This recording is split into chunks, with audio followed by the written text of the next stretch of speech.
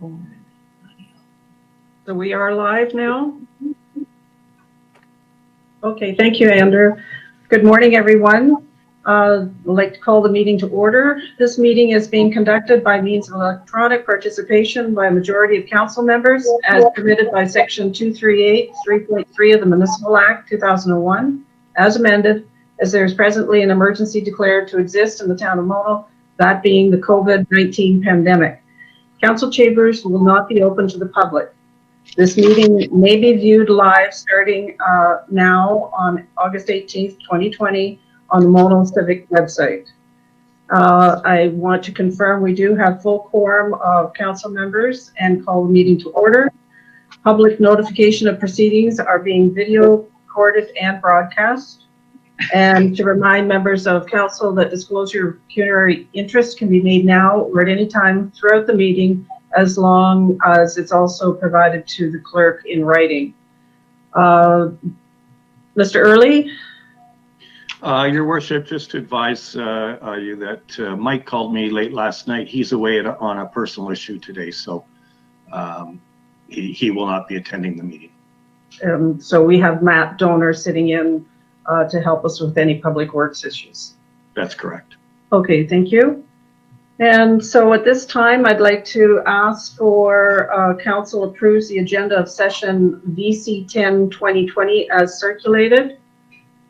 Could moved by Nix and seconded by Martin. And I'll ask if there's anybody opposed to the agenda at this point being approved. Seeing no opposition, I'll move it as being carried. And then the previous minutes, that council approves the minutes of session VC9-2020 as circulated. Moved by Creelman and seconded by Nix. Any errors or omissions? So again, I'll ask if anybody's opposed to the motion.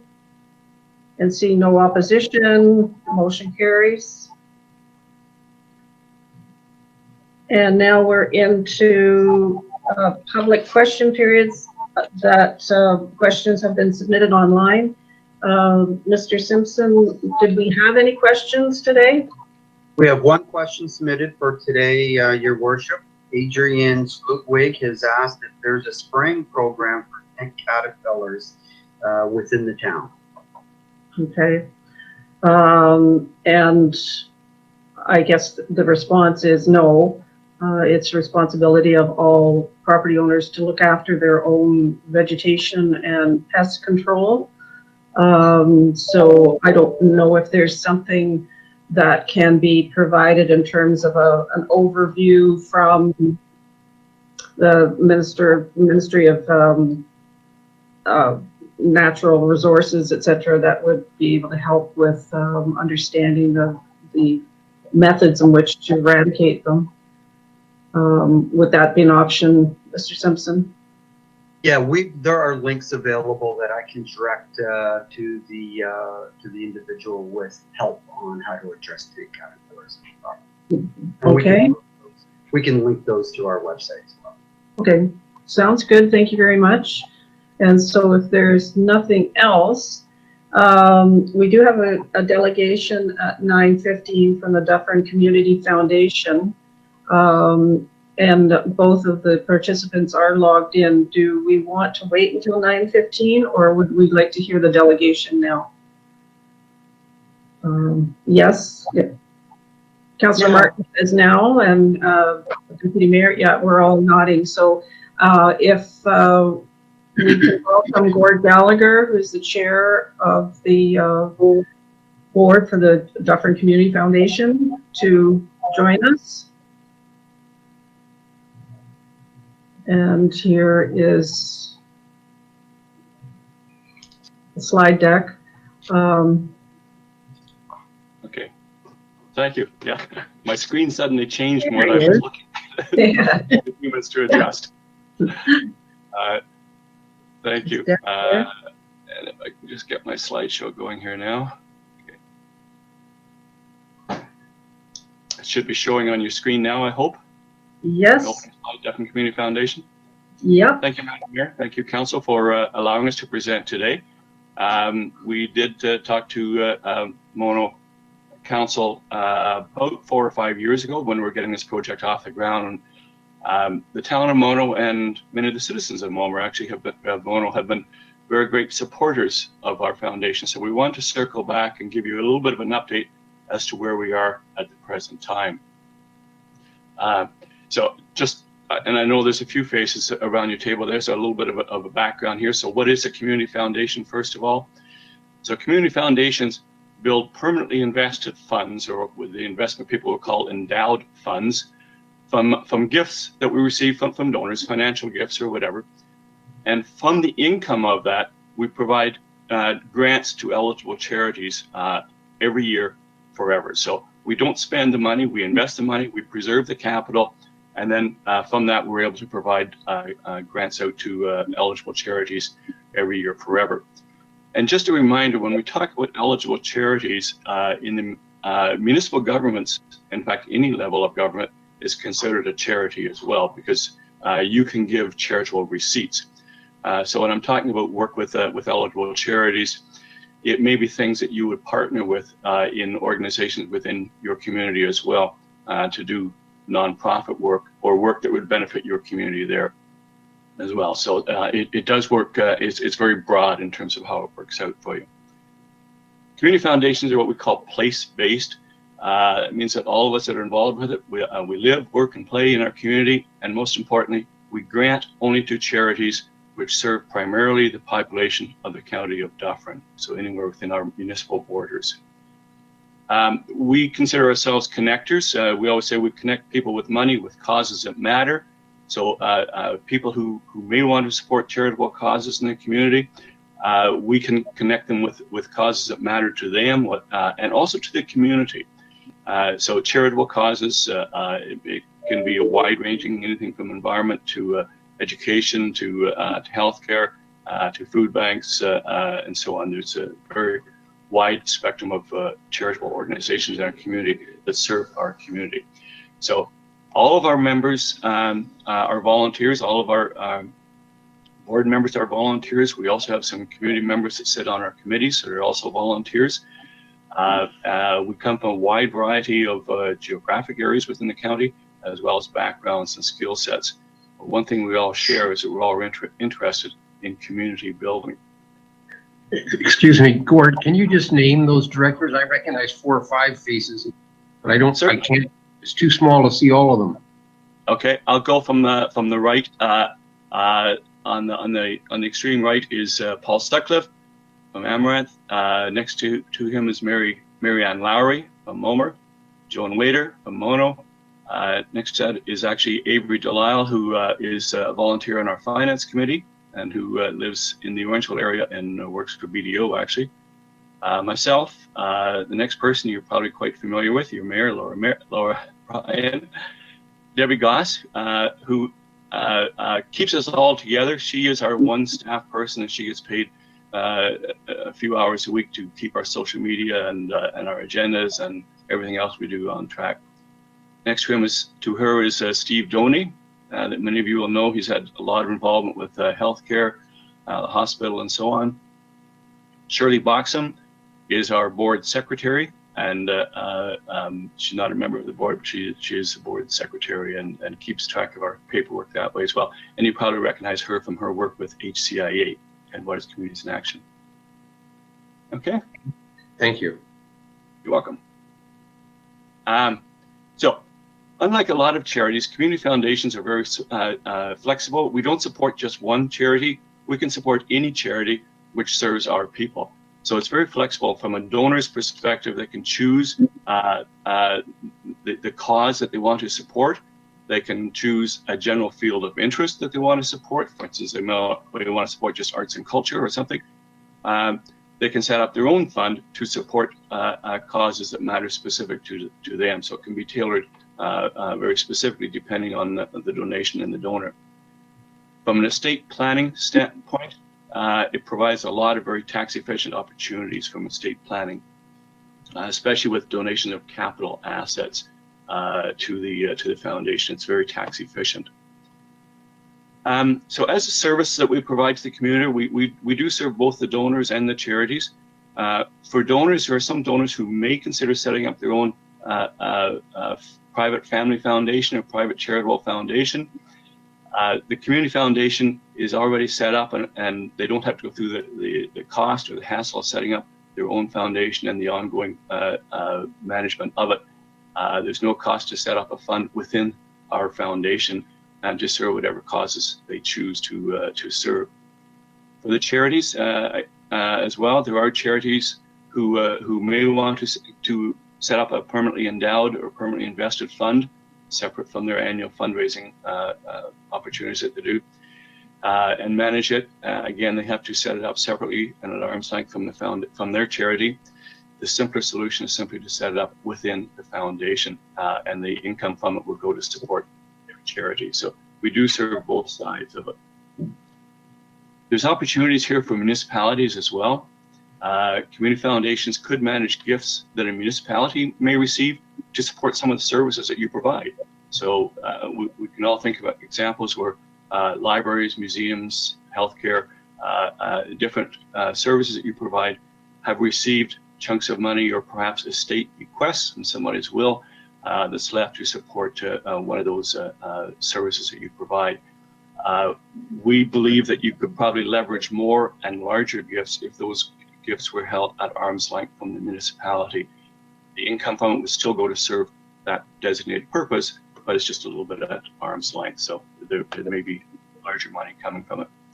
So what have we accomplished? It was late 2018 when we got both our incorporation and our charitable status finalized. Some of you will have known that each September we've had an event down at the Adama Winery.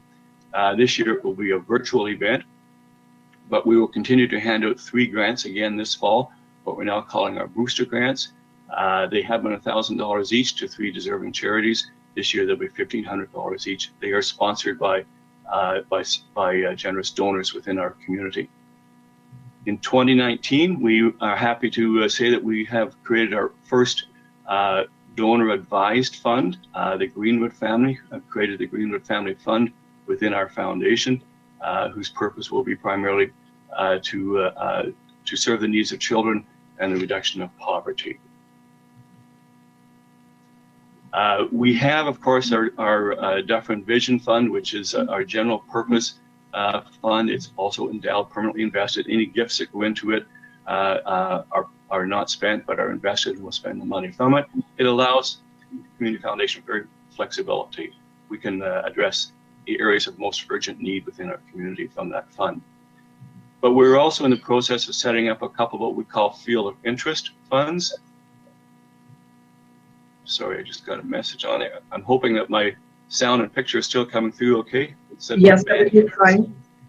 My bandwidth is low, surprise, surprise, right? Yeah.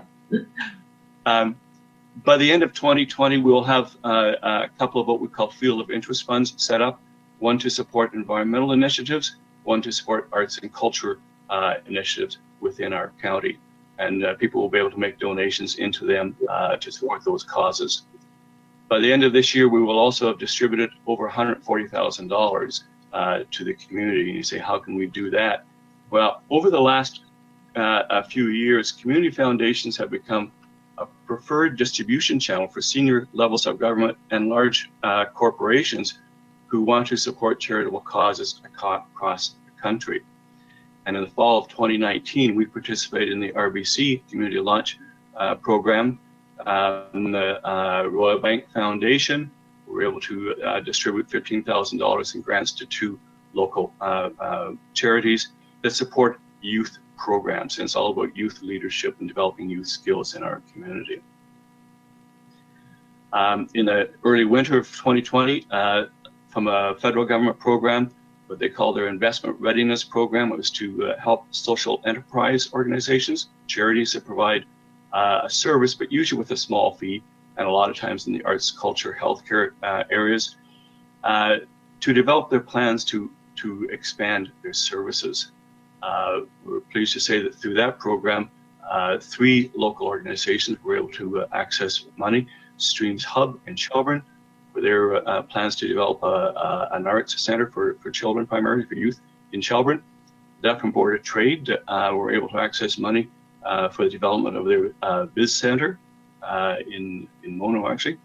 And the Alton Mill Pond Association, although outside of our county, the money came from the federal government, and they were also able to access money for their program as well. And of course, how can we forget the COVID-19 of 2020? The federal government announced back in April a substantial amount of money to go to support charitable and nonprofit organizations across the country, recognizing that those organizations were going to struggle with a lack of fundraising opportunities this year, and also in many cases increased demand. So this shows three channels for distribution: the United Way, the Red Cross, and the Community Foundation Network. Our allocation in Dufferin was $112,000, and we're happy to say that from early June to the middle of July, we distributed that amount of money to 13 charities across the county. Ironically, about 2 weeks before the federal government announced their program, we created our own Dufferin Emergency Support Program because we could see the same need coming in the short term. We have already distributed $3,000 to the food banks and to the Orangeville Hospital for healthcare. We have $9,000 raised or committed to support a goal of $20,000 we hope to have by year end, which we will again grant out to organizations that are struggling financially because of their lack of fundraising ability. So that'll be money raised and distributed from our community. I also need to highlight that we have wide community support. We have a corporate circle, gifts of $5,000 or more. The County of Dufferin, the Lower Dufferin Center, Greenwood, and Carter's are members of that. We've had 9 different sponsors for our mini grants and boosted grants over the 3 years. We have a founders circle set up. Those people or organizations who give $2,500 or more are recognized on our wall here. And we have 18 organizations or individuals on that wall now. I'm happy to say that 9 of them have come on board within the last year. And I also want to recognize Mono as being on there. Mono, you were the second one in on our community wall, so we really appreciate early support. It's important for getting us going. That program will run until the end of 2021 for individuals to support it. And of course, all kinds of individuals who have supported us with either one-time or monthly donations to support our operating costs. So what is our goal? Our goal is to have $10 million invested within 10 years. $10 million can generate somewhere in the neighborhood of $400,000 that will be granted to charities within our county every year forever. And if we can grow that pot, we can give out even more money. We are mandated by Revenue Canada to give out 3.5% of what we have invested every year. So clearly we have to earn more than that to be able to give out at least 3.5%. 3.5% on that would be $350,000. Currently, we have a little over $500,000 invested in those permanently invested funds. So we're on our way. We're making progress. And what do we ask of you? Specifically, Mono has been a great supporter for us, both individually from your community and from your town. We hope that support will continue. You may consider using the Dufferin Foundation to manage requests that you could get in support of some of your municipal services or programs within your municipality. I have to be careful how I say that. Not the services you would normally provide, but things like community centers, recreation, those kinds of things, which would be the most apt to receive donations. And of course, we're always looking for volunteers, people who can sit on our boards, sit on our committees, and donors. If you know anybody, we'd be pleased to hear from you. You know, they always say the best time to plant a tree was 20 years ago, but the second best time is now. And that's sort of the little parable we got on the side there. Society grows great when old people plant trees whose shade they will never sit under. Happy to answer any questions if I have time, or if you allow me to. Okay, thank you, Gord. That's great. Are there any questions from members of council or comments? Yes, Ralph. Thank you, Gord. It's really great to see what progress you've made since you came and presented to us some 4 or 5 years ago. I have a couple of questions. One is, what is the process that you have to select a recipient of a grant? Do you have a Yes. board or some group of people? Can you explain that? Yes, I can. Absolutely. So there's two parts to it. In things like our miniature grants that we're giving out, or the booster grants, or the federal program that we just did, which are not restricted in terms of the activity of the charity, as long as it's an allowable cause, of course. We have a grants review committee. It's right now headed up by Marianne Lowry, and she has a grant committee, which are members from the public. They're outside of our board, and they come from all across the county as well. They review the applications and make decisions and recommendations to the board. The board will sign off on them. So that's the first thing. The second way is that if a donor has given us money specifically to support, let's say, arts and culture, a general field of interest in the arts and culture, then we would have to make sure that the grant is going to support endeavors within that arts and culture area. It could be heritage, it could be environment, or whatever. But we have to honor donors' wishes when we have specific funds that are earmarked from a donor for that particular cause. If it's general purpose, then we have more discretion to do it. Does that help? My second question is, you mentioned that you could create your own fund. Yes.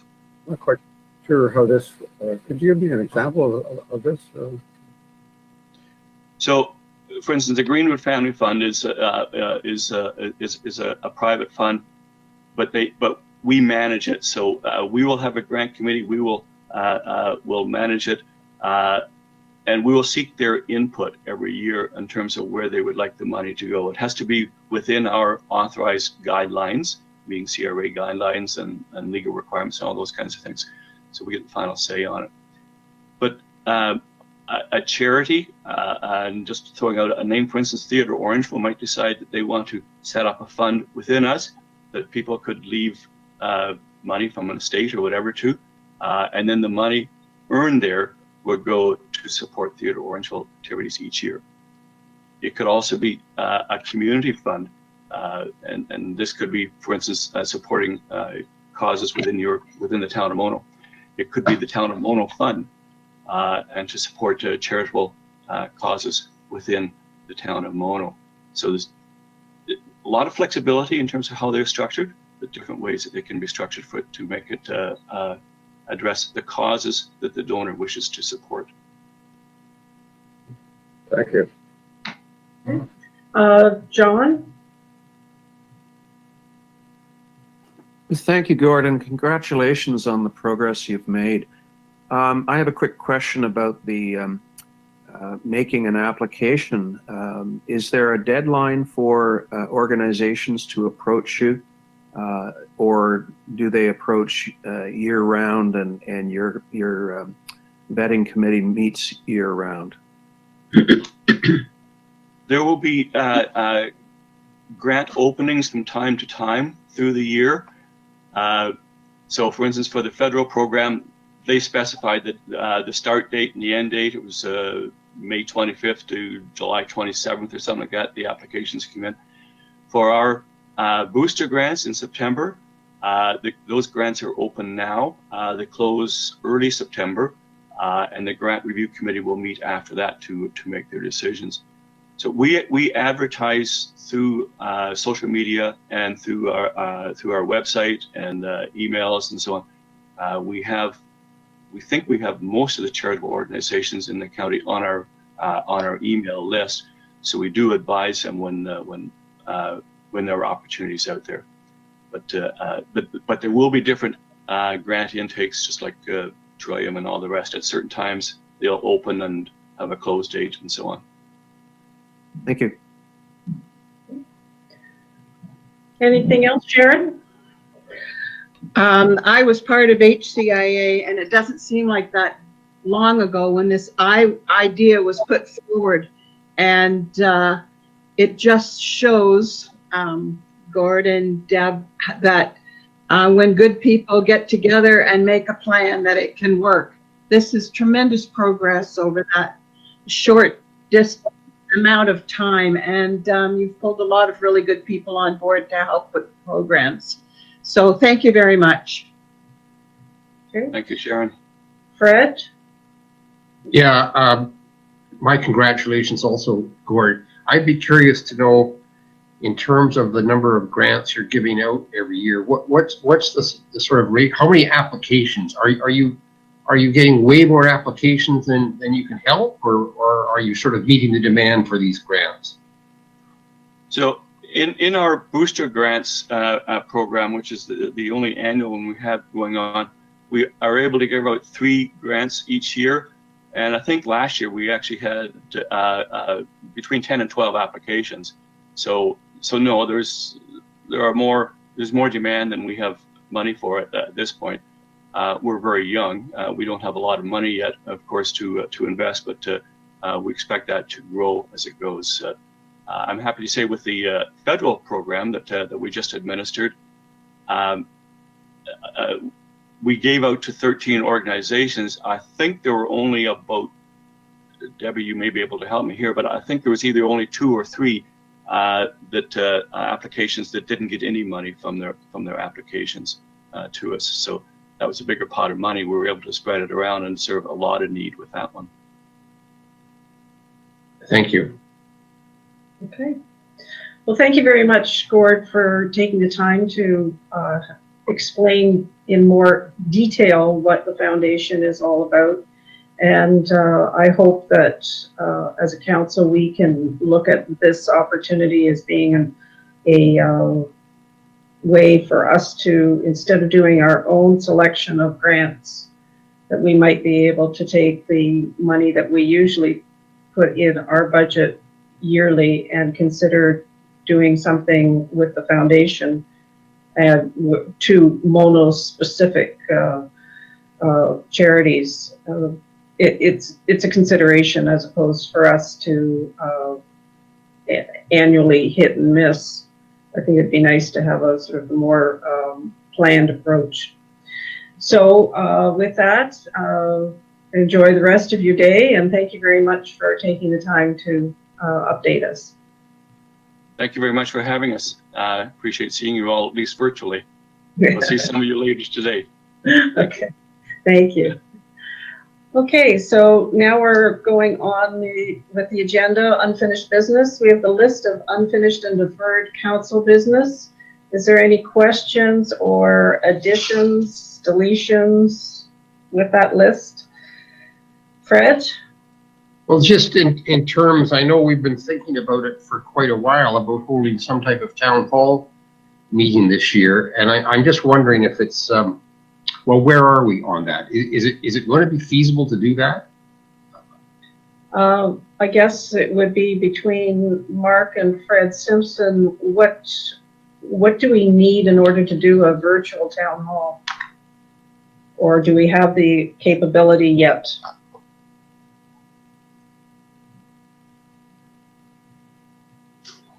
The software that we're using now has the ability to host, I believe it's 250 people. I'm not sure if we have bandwidth, if that's going to cause an issue or not. As Andrew reported at the last meeting, we're also preparing the final report, which should come to council in September, with regards to the technology to run a blended meeting. So hosting some aspect of it within chambers, but still allowing people to participate. That's not ready, and probably wouldn't be ready until mid-fall if it's approved by council in early September. The timing for contractors, as you know, tends to take time. So if it's a purely go-to meeting, then we have the capability and we could schedule one. LPAT, of course, is causing, scheduling issues there that may have to be considered as well. Okay. John? I'd be in favor of scheduling something in October, November, if practical. Just two points. An item that I'd like to add to the list is something that I wrote to council and staff about, and that is a customer service policy or charter, which would define such things as response time on routine inquiries, turnaround time on email. There's a host of issues that are addressed by such charters in other municipalities, including Dufferin County and Shelburne. Mark has responded that he's trying to pull some of that information together, but I think it's something that is desirable so that our ratepayers know roughly what kind of timelines we work to and what commitment we make to them in terms of dealing with their issues. Okay, The second thing, I'm just going to say one more thing, and that is I can deal with this under the discussion with Mark's memo on RFPs, but there is an item in the list that speaks to a deferral of this issue until mid-July. So I'll raise my issues when we talk about Mark's memo.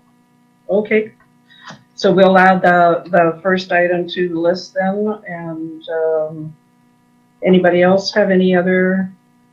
If I may, I'm hoping that we can have a fairly quick turnaround on a customer service document, in as much as a lot of work has been done by other municipalities, and I think it's just a question of picking and choosing the best items from each of those. Okay, There's nothing to reinvent here. great. Ralph? Just a question about the progress of the process of dealing with our fill bylaw. The last item on resolution was that we would meet with stakeholders, and public comment was closed on July 24th. I'm wondering, Mark, can you give us an update on where we are in this process? Yeah, I did a circulation, I believe, to about 45 different people, agencies, groups, and local residents. It's just now a matter of time sitting down and assembling all those and bringing them back to council. Okay. So that closed. I don't mean to hold you to it, but have you got some feeling for when we might be looking at this? LPAT's taken a lot more time the last couple of weeks than I thought, but hopefully the next council meeting, Ralph. It's really just trying to find time and go through the various comments. They're varied. They're from they come from both the provincial side, the nonprofit side, and the local ratepayers. So they're quite varied in nature and perspective. Okay, thank you. Okay. Okay, so if there's nothing further on this item, we'll carry on to the second one, Fieldstone Parkette, the addition of swings. And Kim has provided us with a update on that cost. So Kim, did you have anything else you wanted to add? No, I think it's self-explanatory. Council was expressed some interest in the possibility of adding swings to our playground. So I took the initiative and went and got prices, or spoke to the playground supplier that we've chosen for the rest of the playground and asked him what it would cost to have swings supplied, and then got in touch with the surfacing person, and I'm actually meeting with him this afternoon for some other park issues at other parks, but he gave me a verbal price. And as you know, I indicated to council at the last meeting, swings aren't cheap. So, but there is money within the budget almost, except for approximately about $2,800 to go ahead with this project if council deems that they would like to. Okay. Discussion on this, Ralph? Thanks for doing this thing. Kim, I appreciate the work involved. In the layout, there's a circle, which I think the most of the Parkette is sitting in. And then the swing appear to be outside that. Is that correct? The circle, I think, is a track or a walkway made of screening. Right, And the and swing that is outside of that. that's correct. I apologize for my artistic or lack thereof ability. And Oh, it's far enough. I'm kidding. so what this was is keeping the general layout that was designed by the landscape architect from Burnside, and then putting the swings, I guess that would be to the north of the circle. So the big thing is you have to make sure that there is enough space between where the swings flow and the actual what do you call it, pathway. You can't have anything in the way. So I'm trying to take into account that location or that aspect to find the best location within here. So I think where I've put them, and I've spoken with Mark about this as well, and we both took a look at this, and we both agreed that this would be one of the better locations to put the swings.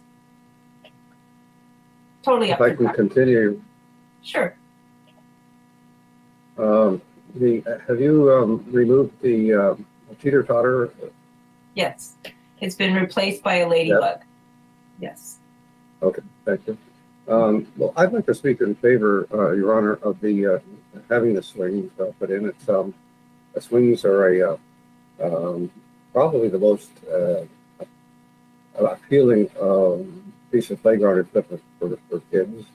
They're very central to a playground, and I think it would be a worthwhile addition. I recognize that there may be an issue with a shortfall of $3,000 here. Kim has alluded to possibly some using reserves. I also wonder, I guess the purpose of my question, Kim, about the layout was wondering if it wouldn't be cheaper and maybe more inclusive to have the swings included in that, maybe as a bump on that central area rather than outside the walkway. But that's, I don't want to get into trying to micromanage the design, but there may be some other ways of making use of the addition of swings, which would minimize the cost of the base. I recognize the base of the surface is the big cost, but I'd be very strongly supportive of including the swings in this plan. Okay. John? I'd support Ralph on that. Okay. Any other comments? Okay, seeing none, we do have a motion to consider that council directs staff to proceed with installing a swing at the Fieldstone Parkette as detailed in the cost estimate for addition of swings at Fieldstone Parkette report from the Director of Recreation dated August 11th, 2020 for $31,695 excluding HST plus a 15% contingency.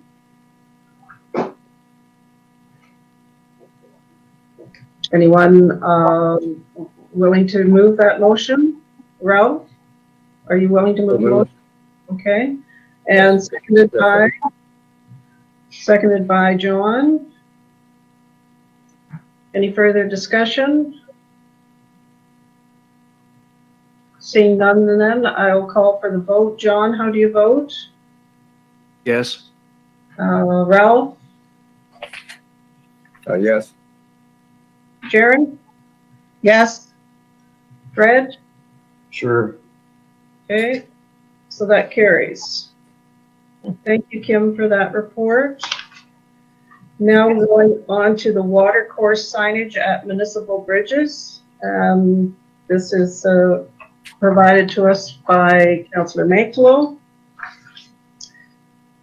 So Ralph, did you want to start us off with this? Sure, thank you, Your Honor. This is a project which council approved some time ago and asked us to set up a committee, and we set up I called it a mini COVID committee of Mike and myself, and we've met and we've also discussed the progress in a number many times. The points I'd like to make today. Hold on, I'm losing my paper here.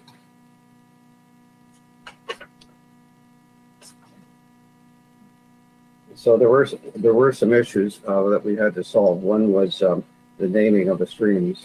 This project was started in 2004. I wasn't part of it then, but I understand it sort of died because of lack of agreement about the naming of streams.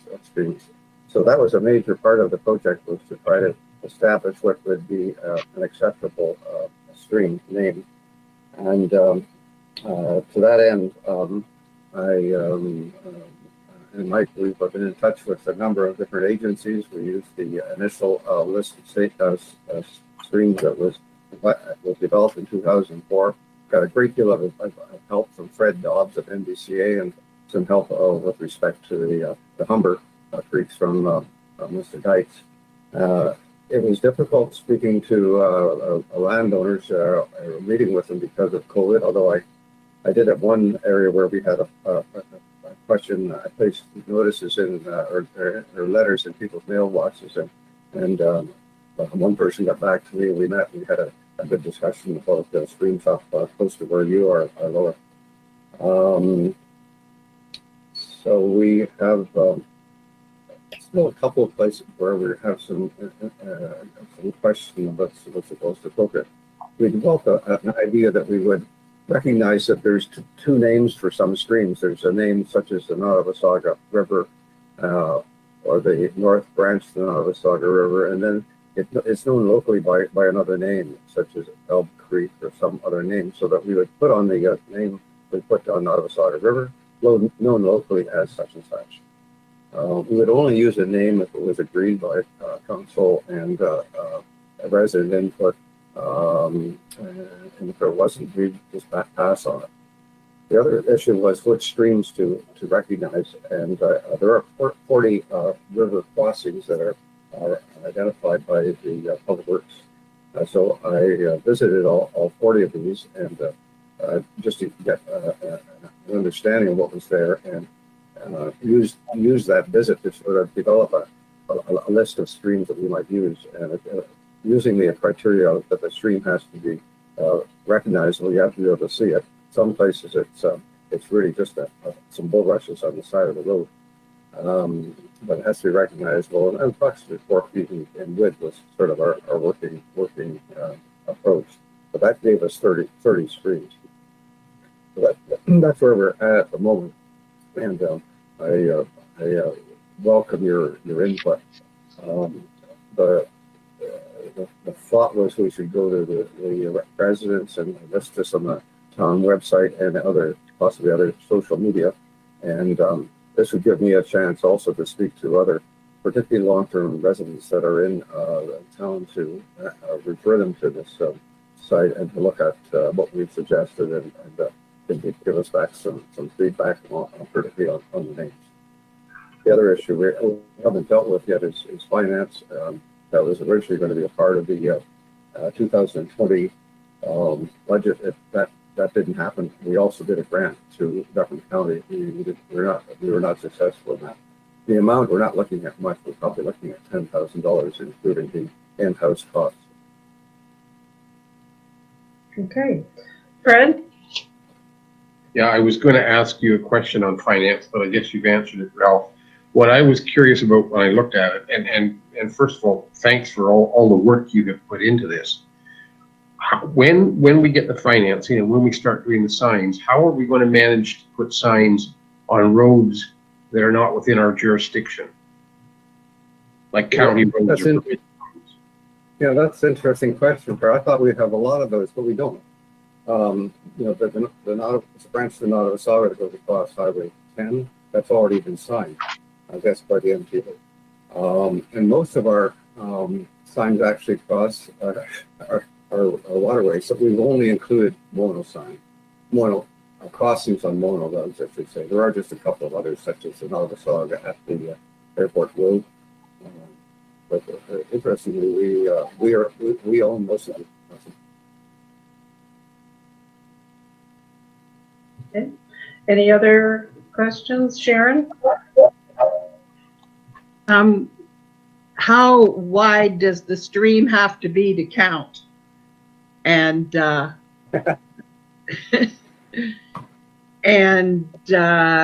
because of what wanders through our property, it ends up right at Highway 10 eventually.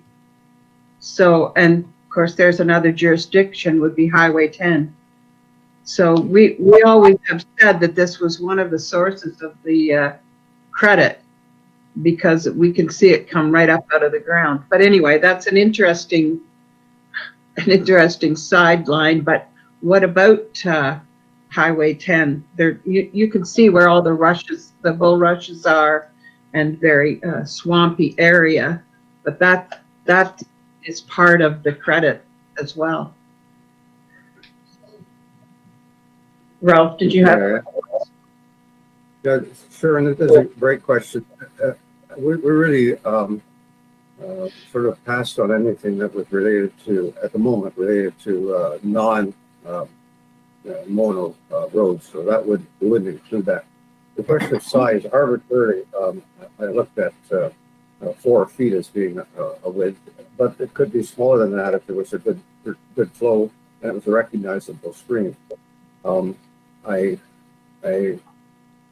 In my mind, we could list every culvert in town, and there's one just north of my property on the Bailey Creek with I think it's a 12 or 18 inch culvert there, and that's a recognizable stream, but I have not proposed including these smaller ones. So there's probably 5 or 6 smaller ones that could be included in this thing. That's about where we would be, exactly what you're describing. Right. John? Ralph, thanks for your work on this, and I'm in favor of going ahead and finding the budget. I think it's a worthwhile project, and it's a feel-good project, and the town should proceed with it. We've been talking about it for a number of years. Okay. I see both Mark and Les have joined us. So Mark, did you want to start? I'm just, I haven't had a chance to kind of circle back with Mike yet, Ralph. Have you set a budget for the sign purchases, full purchases, and installations at this point in time? I'm more concerned about trying to, I think staff right now, the roads guys are pretty strapped in terms of where they are trying to on workload. But I think this is probably a very good opportunity to probably contract a smaller job out. And I'm wondering, and this is kind of more for Laura and John, the county did snub us with our requests originally, but they also saw, I think the recipients of some or most of their grants were in a position where they couldn't proceed with COVID-19. And I'm wondering whether there's an opportunity to go back to the county with the fund we were looking at to see whether there's a second opportunity for a project that can go ahead now. I don't think it was the issue, from my understanding, of the actual monies requested. It was from the perspective of the staff group that was making determinations on which projects should be granted. They didn't feel that our concept was doing anything to further tourism or whatever. They just, so I don't know if we have to go and actually verbally sit down with a meeting with them to explain what it is that we wanted to do, but that was the response I got. I don't know about you, John, if you, I can confirm that, and I did have offline discussions with them, and they just claimed it didn't meet their criteria. And we agreed to disagree. I think it did meet their criteria, but they decided it didn't. Having said that, I'm still in favor of proceeding. I'm sure we can find that and make the time to put up a few signs this year. okay. So, Les, did you have something you wanted to add? Yes, Madam Mayor, thank you. If Council recalls, in our budget under for the grant we got from FCM for the streetscape wayfinding, we added the stream signage project to it. So there is budget available from that grant. Now, we did receive an extension to use the funds, the $45,621 to the end of October. So I guess if a quick decision can be made, at least to purchase the signs, then at least we have an expenditure we could submit for the grant. Okay. That was all part of the ski trail or the walking trail signage. So we're going to add the stream signage to that project. Okay. So if we are sending this out to the public for comment, we are going to have to make this a relatively fast turnaround comment period in order to whether or not we actually get a contract to do the installation, et cetera, et cetera. So, Ralph, did you have something else you wanted to add? Just a question for Les. Is that the same wayfinding fund that we're going to use for the trails? Yes, yeah, the same grant. I spoke to Mark. I spoke to Mike, and he actually brought this up. The issue of public works list of things to do. And I recognize this. It's probably not appropriate to Municipal County in the signs, but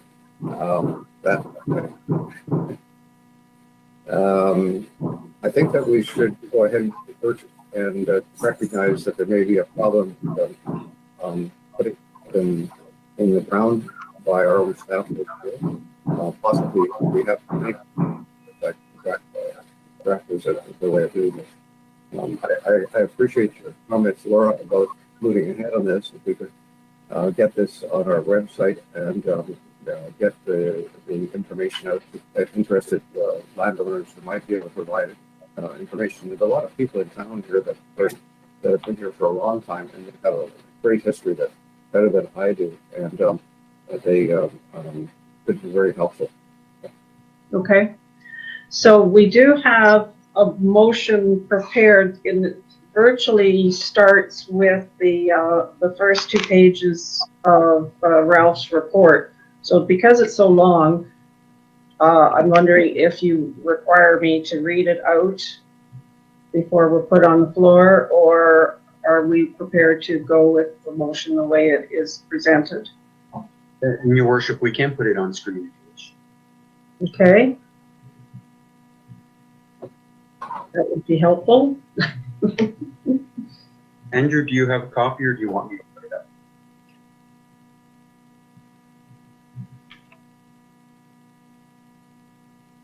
Okay, here, I think I've got it, Andy.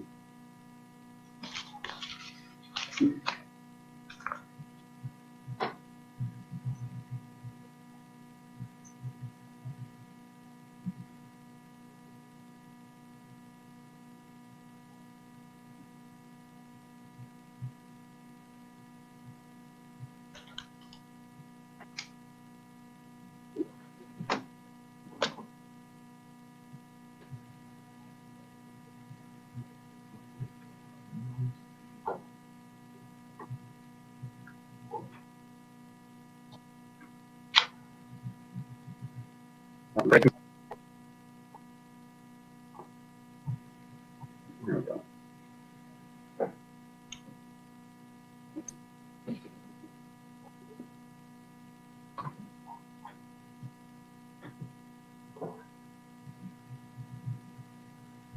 So the basically the full motion describes the process that has been taken through and the results of the committee's discussions. And the last paragraph is, be it resolved that the draft naming is accepted by council and that the committees should proceed to the next steps, including a website, social platform launch of the works, and a request for public comment on the names, and to develop sign design and costing impact. Yeah. So I'm looking for a mover of the motion. Moved by Nix and seconded by Martin. And so it is understood that we're going to have to push through quite quickly in order to make sure we can get something done in order to apply for that grant before it closes. Mm-hmm. So if there's any other comments, I'm going to call for the vote. Deputy Mayor? Yes. Councillor Magtalo? Yes. Councillor Martin? Yes. Councillor Nix? Yes. Okay, so that carries. Thank you very much, Ralph, for all that work. So now we're on to bylaws correspondence, new business. So the COVID-19 financial update provided by Les. Thank you for that detailed report, Les. Is there anything else you wanted to add? I guess with the coming of the grant, looks like a bit of a savior for us. Last council meeting I reported we're approaching, I thought, about 250,000. So that was pretty well in that area. Looks about 244,000. And now that we're getting supposedly the federal grant together with the province, what do they call it? The safe return grant anyways, it will make it an easier impact on Mono, a lot easier to deal with than say roughly 240,000 for sure. Okay. Yes, Mark? Just to add to Les's comments, the safe return grant that was provided, that is part one. They are looking at a second part to that process. The first part was just based on per capita funding across the board. The second part will be for municipalities to actually provide details on specific losses of monies or shortfalls, and then they'll be evaluating those as well. So I think the fact that we've had ongoing reports from Les on this will certainly help us in being able to go into the part two process of the funding or of the relief program. Right. Okay. Fred? Do we have any word, Kim, on when our pavilions are going to reopen and when people can rent them or use them?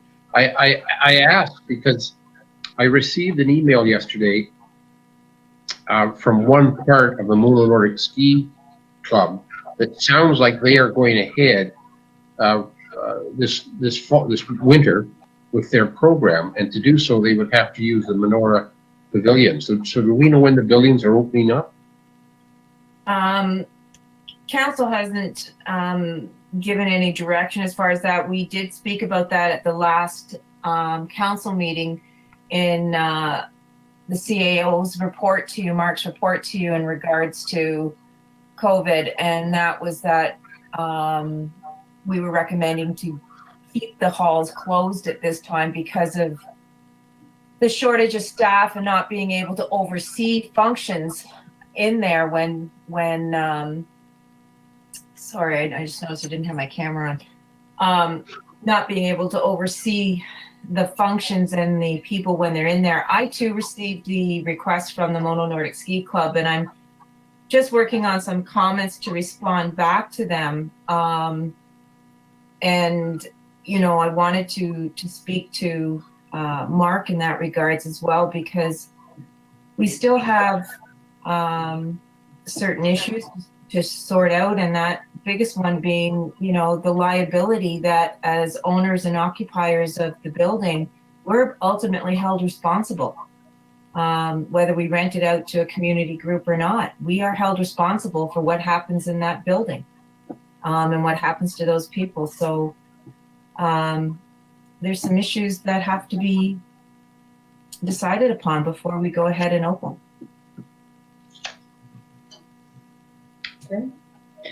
Okay, John? Can I inquire as to what other municipalities are doing? It strikes me that now libraries are opening up. The number of people allowed to events is increasing. We can't stay closed forever. Yeah. And I'm wondering if we can determine what other municipalities with similar facilities are doing and how they're addressing these issues. As for the question of liability, if we did our due diligence, if we made certain that everyone was appropriately social distancing, that we had undertakings from the people renting our facilities, I think it'd be a very hard case to claim that COVID was a result of being caught or for that matter, being present in our under our roof, as it were. But I'd be very interested in knowing what other municipalities are doing. Just from my meetings with the Parks Recreation Ontario senior leaders, we meet once every 2 weeks. And the smaller municipalities, like the ones similar in size to Mono, they've yet to open up their community centers, rental facilities. So the larger municipalities, such as in Centre Wellington, actually Centre Wellington, their community center isn't open yet either. And it's not just a community, like theirs is a full-fledged arena and pool and everything else, and they haven't opened up at all. So it's it's split across the board. Some are opening and some aren't. Mark? We can certainly do a phone poll and see what is going on. It's, I mean, there are other communities, Orangeville, Shelburne around us. I don't know where they are with the rental component of their facilities, but that's easy enough to do and just bring a quick report back to council. Sure. I know the Shelburne Arena, the only thing that has been offered is the swimming because it's outside, and they have strict guidelines that they're using. There's been a blood bank donor set up, and that went well, but then of course there's medical professionals that are doing it.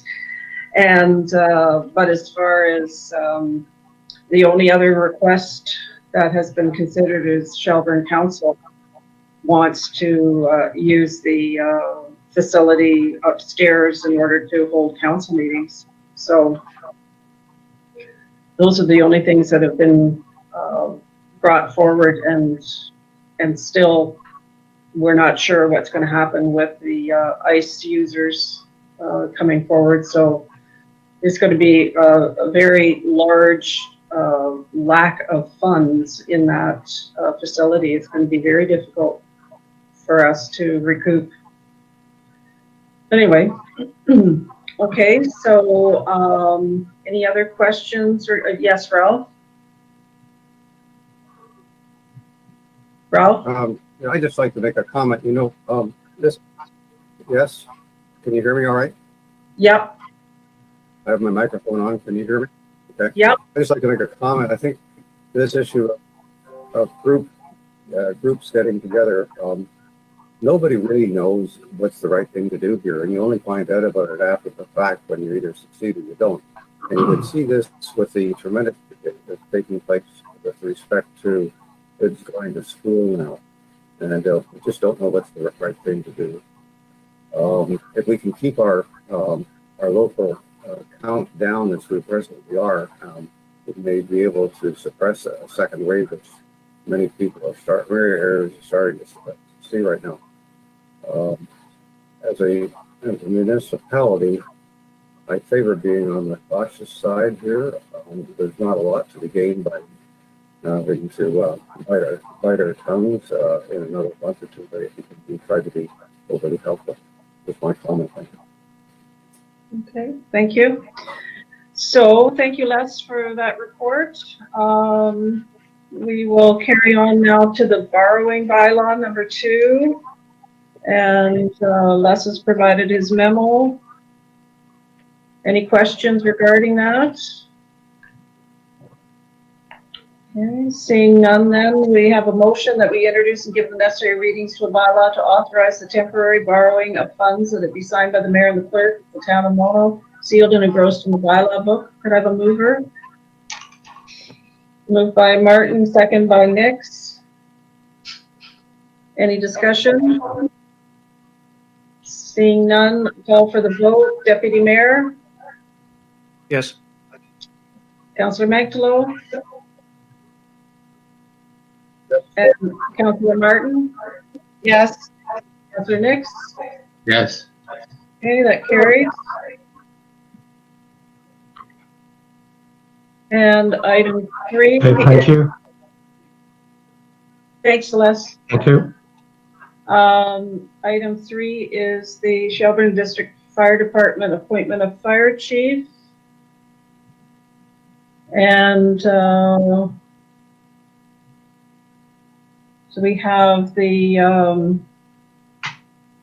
motion that was passed at the board, Shelburne Fire Board. So any questions regarding that?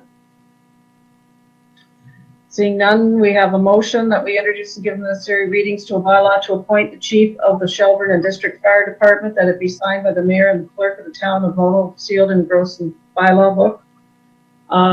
Should we include the name of the person? Just asking. Mark or Fred Simpson? You could put it into the resolution. It is in the bylaw. So, if, for historical purposes, it may be easier to go back and search the name. Okay, and so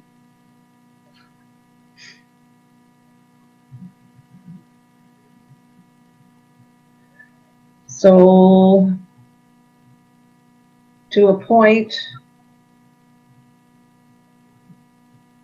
Mr. Ralph Snyder.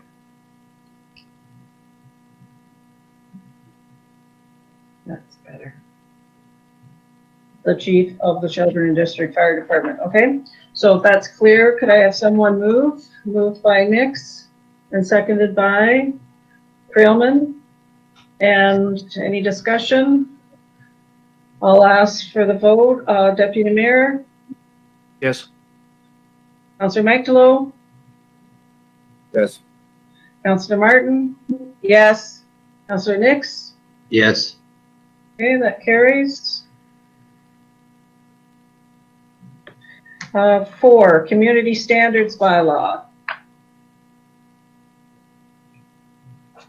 And that's coming from Mr. Early. Did you want to present this? No, I don't think there's a lot to present since the last time you had it. There were no comments made through the town's website. We didn't do any circulation in terms of direct residential circulation like we did with the Phil bylaw. Although it sat on the hot topic section for well over a month. Deputy Mayor Creelman's comments at the last time the bylaw was given second readings have been incorporated into the bylaw regarding insurance. I have noted in my report I guess the one shortfall of that is that's fine when you have a resident there that can pull out an insurance tab, but if there's no residents there, Eugene's not going to be, or a bylaw enforcement officer would not be able to establish whether insurance is on a vehicle. Other than that, passing the bylaw will lead to other changes of other bylaws. For instance, the property standards bylaw, which this will ultimately replace when it comes to property maintenance, will need to be revised, but still maintained for the building department for the issues of landlord-tenant complaints. and internal workings of buildings. So the garbage bylaw would also be replaced. So there are some other changes once council chooses to enact this particular bylaw. Okay. Any discussion, Deputy Mayor? Several things. I take it that the consensus is that the conditions surrounding vehicles, fixer-uppers, abandoned vehicles,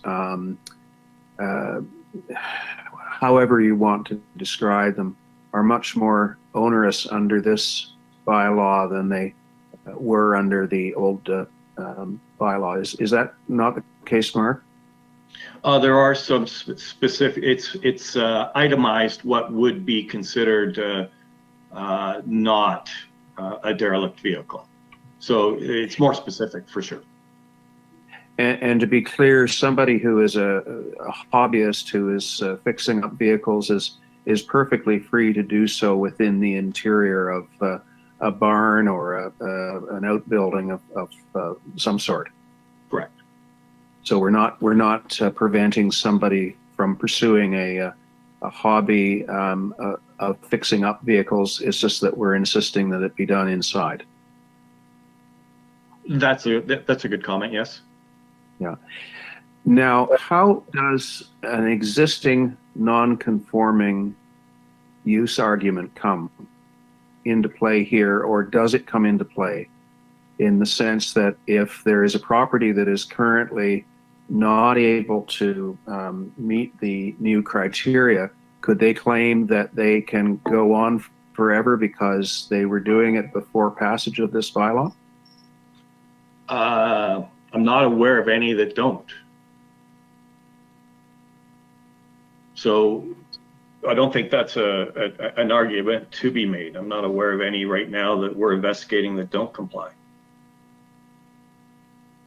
So to be clear, there are properties within the town that historically have had all sorts of abandoned vehicles. And we can now say to them, we have a new criteria in place and you have to meet that criteria, or are they grandfathered, as it were? I don't think they're grandfathered. I think there is one property on Highway 10 that you're all probably aware of. That one would be grandfathered because it predated our zoning bylaw. So Right. it's got protection through zoning. But other than that, I'm not aware of any others. I think the one other problem property along Mono Center Road to the east of the community, I think, has gradually been resolved without naming names. Indeed, and it's a vastly improved property as a consequence. Okay, those are my questions. And that had some non-conformity provisions through the Niagara Escarpment Plan. So Right. it's nice to see that one's finally been cleaned up by the landowner. Okay. Any other questions, discussion? Ralph? Yes, Mark, I'd just like to ask for about this is in the definitions, part 3, F, and we come down to interoperative motor vehicle, and one of the does not includes is a historical automobile, and by way of describing that, it says being an automobile originally manufactured prior to 1950, or which is tagged with an MTO issued historical license plate. Right. I'm just wondering if that 1950 isn't being a little bit not being lenient enough, whether that's a valid date. The MTO issued historical license plates would have to be 30 years old or older.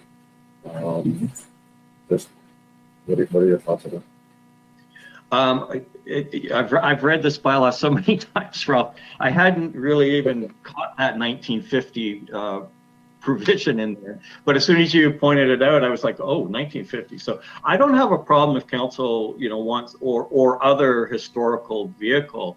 I could see how somebody, with a 1970s muscle car is going to say that that's a historical vehicle and, needs to be incorporated in that. And I quite frankly, I do not know what MTO uses when they issue the historical plates. So,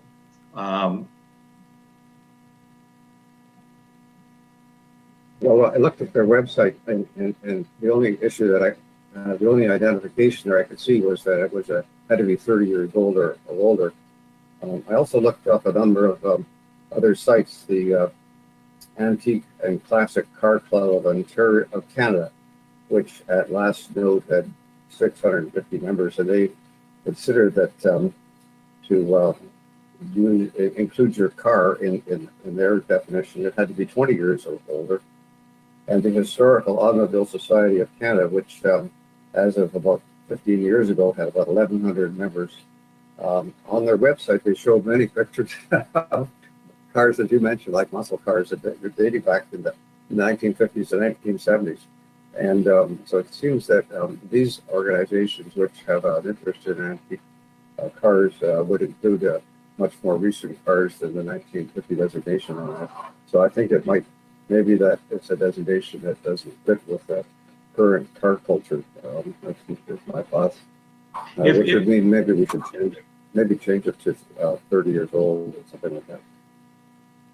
I was just going to say, if council wanted to, we could change. If MTO is at 30 years, then we could change it to 1990. But unless you're more comfortable with over 30 years, then it would need to be amended in a couple of years. Say 2000. But Yeah, that makes sense. to go with the 30 years. Yeah. Okay. So we can make that change if council just wants to pass the resolution as amended, if they're going to move ahead with the bylaw. Okay. John? Just to the issue of proof of insurance, there would be nothing preventing our bylaw inspector from sending the property owner a letter saying that he expects to see proof of insurance, and if he isn't presented with proof of insurance, a charge may well be laid. This is very common in traffic stops where somebody doesn't have their insurance available, but are given an opportunity to present it, either to have a charge withdrawn or to prevent a charge being laid. So, I would recommend that approach so that we're consistently enforcing the insurance provision, because I think that's awfully important. People aren't going to necessarily insure junker vehicles in order to have them sitting around in the yard, and I think it's a great deterrent. Okay. So if there's nothing further, the motion that is prepared says that we introduce and give the necessary readings to a bylaw to establish community standards respecting clean yards, refuse, environmental hazards, and nuisances, that it be signed by the mayor and the clerk for the town of Mull, sealed and engrossed in the bylaw book. Could I have a mover? Moved by Magdalo, and the seconder? Seconded by Creelman. Is there any further discussion on the motion? Seeing none, I'll call for the vote. Deputy Mayor? Yes? Councillor Magdalo? Yes. Councillor Martin? Yes. Councillor Nix? Yes. Okay, that's carried. And item number 5, the internet provider lease agreement for the water tower. And there's a report that's been provided by Mr. Dunmore. And any discussion on the item? John? I'm just wondering whether, Matt, you could indicate whether we've heard back from the tower people as to the integrity of being able to attach equipment. Yes, good morning, Madam Mayor, Council, John. We did receive an email back from Mark yesterday, and they're looking about the first or second week of September for that report. Sorry, you were breaking up there. Are they looking at giving us a report in the next week or two? First or second week of September. Okay, they've been taking an inordinate amount of time on this, and I would urge that we let them know that the exercise is little more than looking at blueprints and engineering drawings to determine whether or not equipment can be attached safely. I'm concerned because we have a provider who is very anxious to enter into an agreement with us and get his equipment on that tower, and it's being delayed literally over a month now. We've been waiting on this information. Yeah, Mike's been following up, and that's as of right now, like I said, fortunately, that's the latest news yesterday morning. Yeah, I know he's been chasing them. Yeah, Just it has been a challenge for sure. I'll continue to push. One thing that I would take exception to in the report is the notion of having to come back to council before entering into an agreement. We could find ourselves in the 2-week loop where we're all set to go, and then we have to wait another 2 weeks for council to sign off. I'd be in favor if both the mayor and staff are satisfied with the wording of the agreement and the cost that is based on cost recovery, that they be authorized to enter into an agreement with an internet service provider and report back to council for information purposes at its next meeting. Okay. Any other council members? Yes, Ralph? I think this is has the potential for helping a significant number of our residents who have a problem with internet access. And given the move that many are seeing with respect to schooling, a moderate number of kids seem to be opting out of in-class schooling, and university students are taking the studies virtually. And all this is getting going early in September. I think we really should encourage everything possible to be done to move this ahead, including getting these engineering structural reviews, which I agree with John. If this is flagged as a pretty urgent thing, I don't think it should take another. Okay. So, and Councillor Nix and Councillor Martin, are you prepared to have this go ahead, assuming that the structure is complete and Yes. then, so, okay. So that is understood then, Matt and Mark.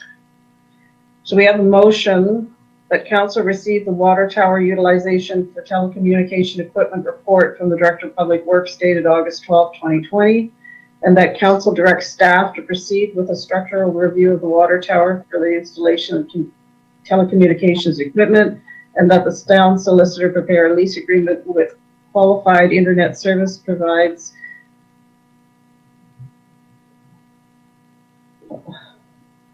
with qualified internet service provides or providers? I think it's providers. Providers. Yes, providers, thank you. And that wish to enter into an agreement with the town to install telecommunications equipment on the water tower. So should we add something in terms of the agreement once prepared, be executed by the mayor and the CEO, or what? Do we need that included? I think to be clear, as long as it says, and then we authorize the mayor and clerk to enter into an acceptable legal agreement and subject to an engineering report that indicates that this is feasible. Okay, That's not great wording, I realize, but Yeah. that's my intent, is that we not get delayed any longer than we're already being delayed. yeah, okay. So we've got the gist of that then, Fred? We can include that in the motion? Yeah, I think so. Something along the lines that, and that the mayor and clerk are authorized to execute a lease agreement with a prospective internet service provider. Okay, so that's clear with the motion. Could I have someone remove the motion? Moved by Creelman and seconded by Ralph. And there's no further. If I could just make, Yeah. If I could just make one other observation, we have one prospect for location, and I'm waiting to hear back from 2 other internet service providers about their potential interest in this location. So theoretically, we could have three different providers spanning the spectrum of small startups to the giants, as it were. Okay, that's good news. Mark? Deputy Mayor Creelman, just wondering, we would normally comment at the end of the day on a proposal coming forward within the community to Industry Canada. Just a sign-off page that yes or no, it meets our guidelines. We haven't seen anything come through formally from a provider through Industry Canada requesting a sign-off, and I don't know with the people that you've been dealing with whether that's part of their plans and what their timing is. I could follow up on that. I also know that that Mike has specifically asked them that question, but I will follow up with them. Okay, thank you. Okay. So, yes, Ralph?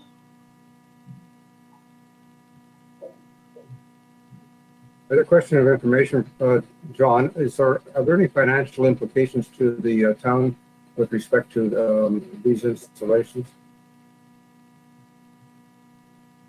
None that I'm aware of. I mean, our objective is to simply recoup the cost of preparing a legal document and any engineering work that needs to be done. You know, including the assessment and potential additional work. But I don't think there's any liability exposure, as far as I know. If that's what you're looking for, the attachment of telecommunications equipment to water towers is fairly ubiquitous, and certainly has been done in Orangeville and Grand Valley, and I'm not sure about Shelburne, but it's fairly common practice now. And is there usually no charge to the installer for the use of the tower? Sorry, I didn't catch that. Is there usually no charge to the internet provider for their use of the tower? Do we not charge them anything?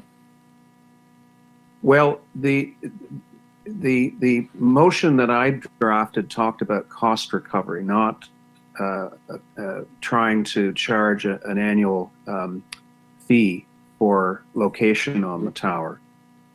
So, you know, we could have taken the approach that you cover off all of our costs and you pay X number of dollars, you know, however we determine that. I mean, the tower in the municipal property near the Klondike generates actually a fair number of dollars for us, but it's also a substantial footprint that they occupy on that land versus a situation where they're simply attaching equipment to the railing of a water tower. So it's a different thing.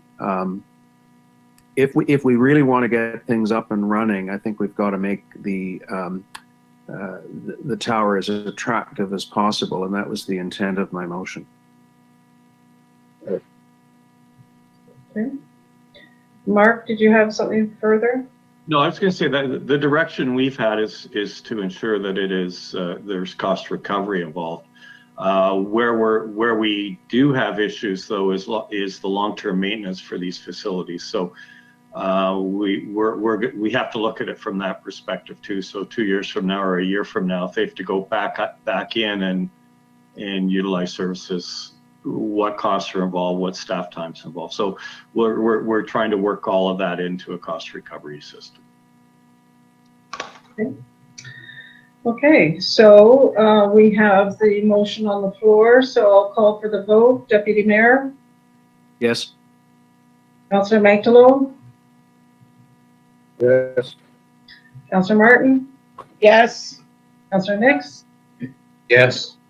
Okay, so that carries. And now we're into the Public Works fleet tenders. And any questions regarding the RFP results on these tenders? Councillor Magdalene? Your Honor, I just have a question with respect to the trackless piece of equipment. It looks like a really neat piece of equipment. There are many options for accessories, plows, mowers, sweepers, etc. Are there any of these options included in this pricing?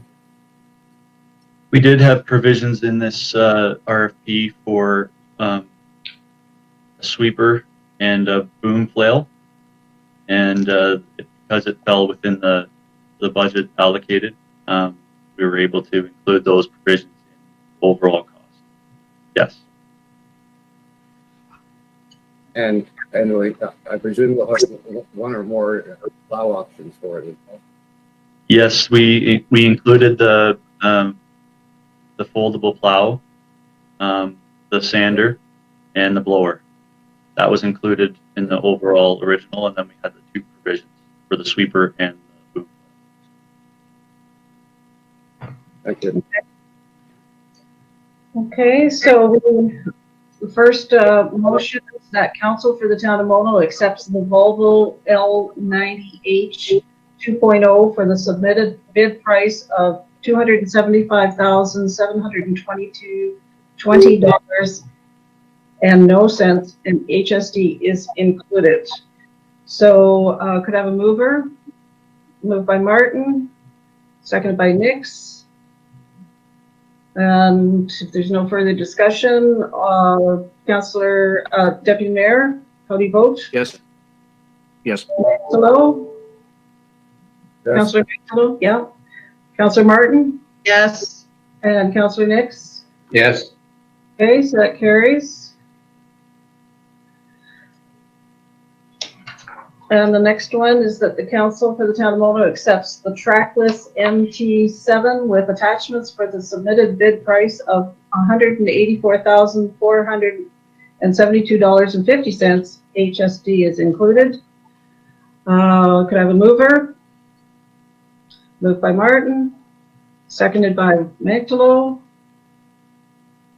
No further discussion. Deputy Mayor, how do you vote? Yes. Councillor Magdalene? Yes. Councillor Martin? Yes. Councillor Nix? Yes. Okay, that's carried.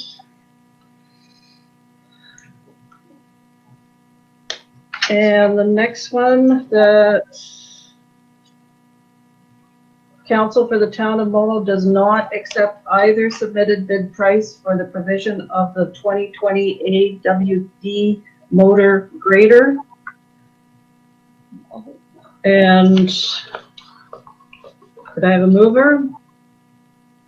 Moved by Nix and seconded by Martin. And any discussion? Call for the vote. Deputy Mayor? Yes. Councillor Magdalene? Yes. Councillor Martin? Yes. Councillor Nix? Yes.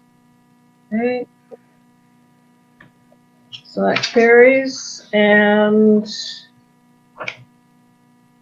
that's the end of those. Thank you, Matt. So now we're on to the Island Lake Family Park tender results. And through the report that Kim provided us, it appears that what the suggestion is that we don't accept any of the bid submissions at this time and reissue it at a later date. Any discussion on the report? Councillor Creelman? I'm in favor of deferring this, but I would like to see the Parkette go ahead, Yeah. assuming that the two are not interconnected. I don't believe they are. A comment on the washroom.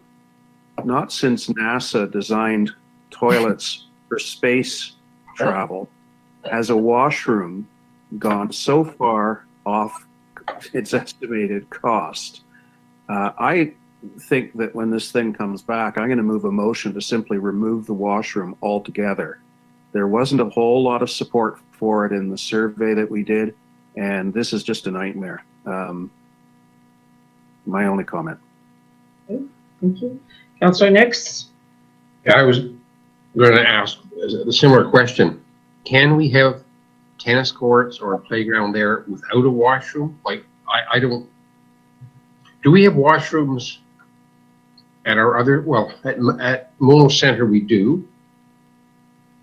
We're at Menora, but at, sorry, the other subdivision on County Road 16, Cardinal Woods. Yes. Do they have washroom facilities in that building?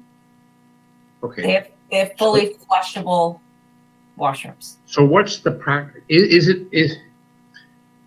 If we can build a tennis court without washrooms, are we just wasting our money? I mean, that's what worries me. I don't know. Are washrooms absolutely essential? Because that's an awful price to pay.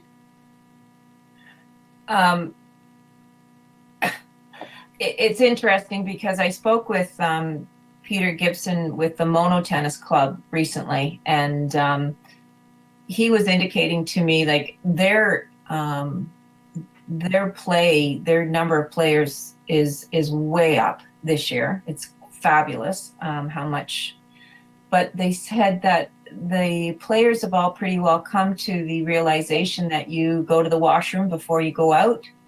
And there's no, getting together afterwards. There's no,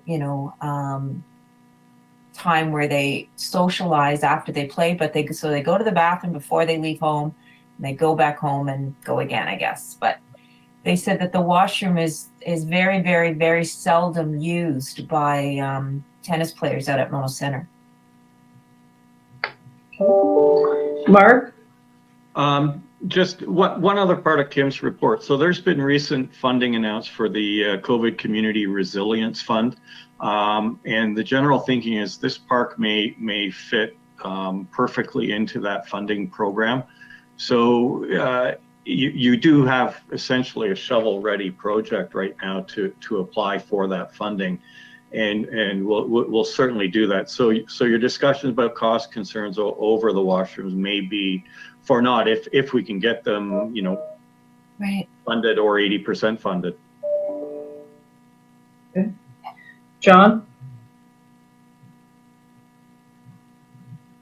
I think it would be irresponsible to take grant money and throw it at what is an unconscionable cost for a washroom. Even if we are so fortunate as to be able to have the grant funds, I'd rather have it spent on something else. I just, I was always very skeptical about the washroom, and now I'm completely dead set against it. Okay. So, yes, Ralph? Just like the way on this explosion-proof washroom. That was a new one to me. We use I'm not sure what a portable washroom like a Johnny on the Spot at the rowing club, and that seems to do just fine. I'm not sure whether that wouldn't be an option that you might consider, Tim, in the revised plan. Okay, About $1,200 a month for a accessible washroom, which is pumped out regularly. so, yeah, I think basically this will obviously resurface as more things become apparent in terms of potential grant opportunities, et cetera. So we can revise and amend what we've got listed here to try to fit any particular submission. So at this time, we've got a motion that Council for the Town of Mono does not accept any of the 5 submitted bid prices for the Island Lake Family Park. So with that in mind, could I have a mover? Moved by Magtalo and seconded by Creelman. And how do you vote, John? Yes. Councillor Magtalo? Yes. Councillor Martin? Yes. Councillor Nix? Yes. Okay, and that's carried. And so now we're to legal and engineering services provider review. And we have the report from Mark. And the original motion that is on the, it was tabled, right?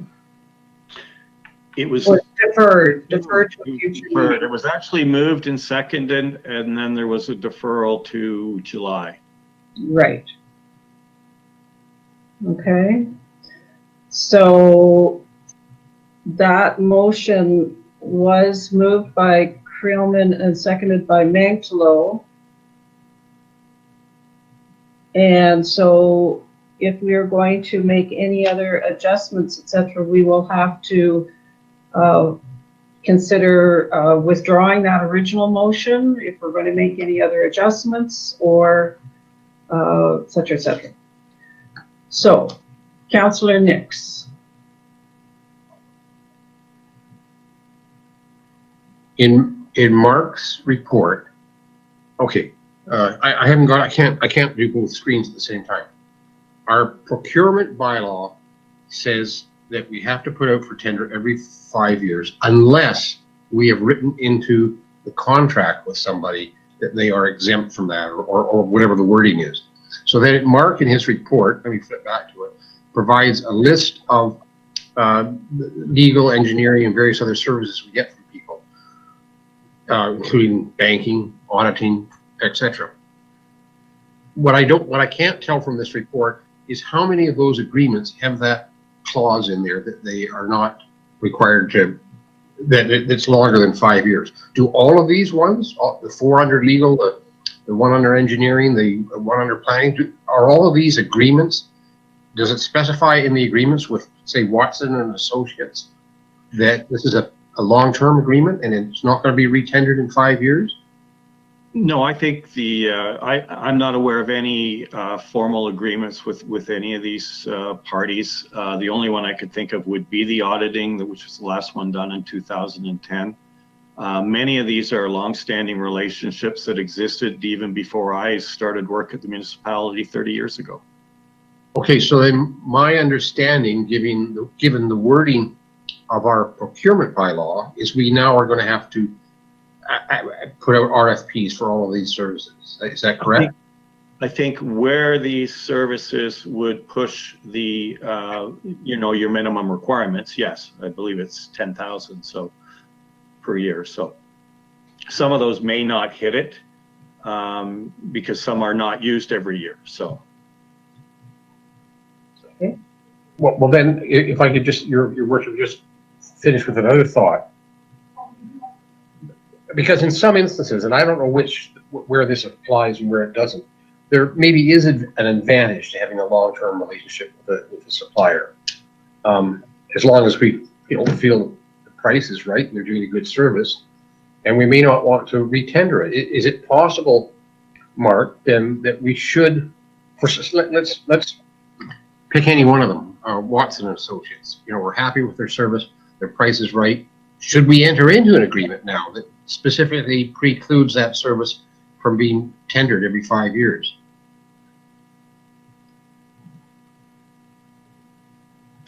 Sorry, Fred, I'm not sure of the question. Was that to, you have your procurement bylaw directing us to do this every 5 years. Right. What I'm asking you is staff. What? I'm asking staff, are there some of these providers where you think it would make sense not to have to tender them every 5 years? You've implied that in your report when you talk about the long-term relationships. Yeah, my report didn't deal with council's direction on 5 years. It reports on what has been a long established tradition within the town. I think, from my perspective, I think, your lawyers, your engineers, for that matter, Watsons and even your planners have a long-standing understanding of how the municipality's planning and legal mechanisms work. And you're going to lose some corporate knowledge there, for sure. Whether council wants to then go ahead and issue RFPs and have the RFPs extend beyond the 5 years, that's going to be up to council.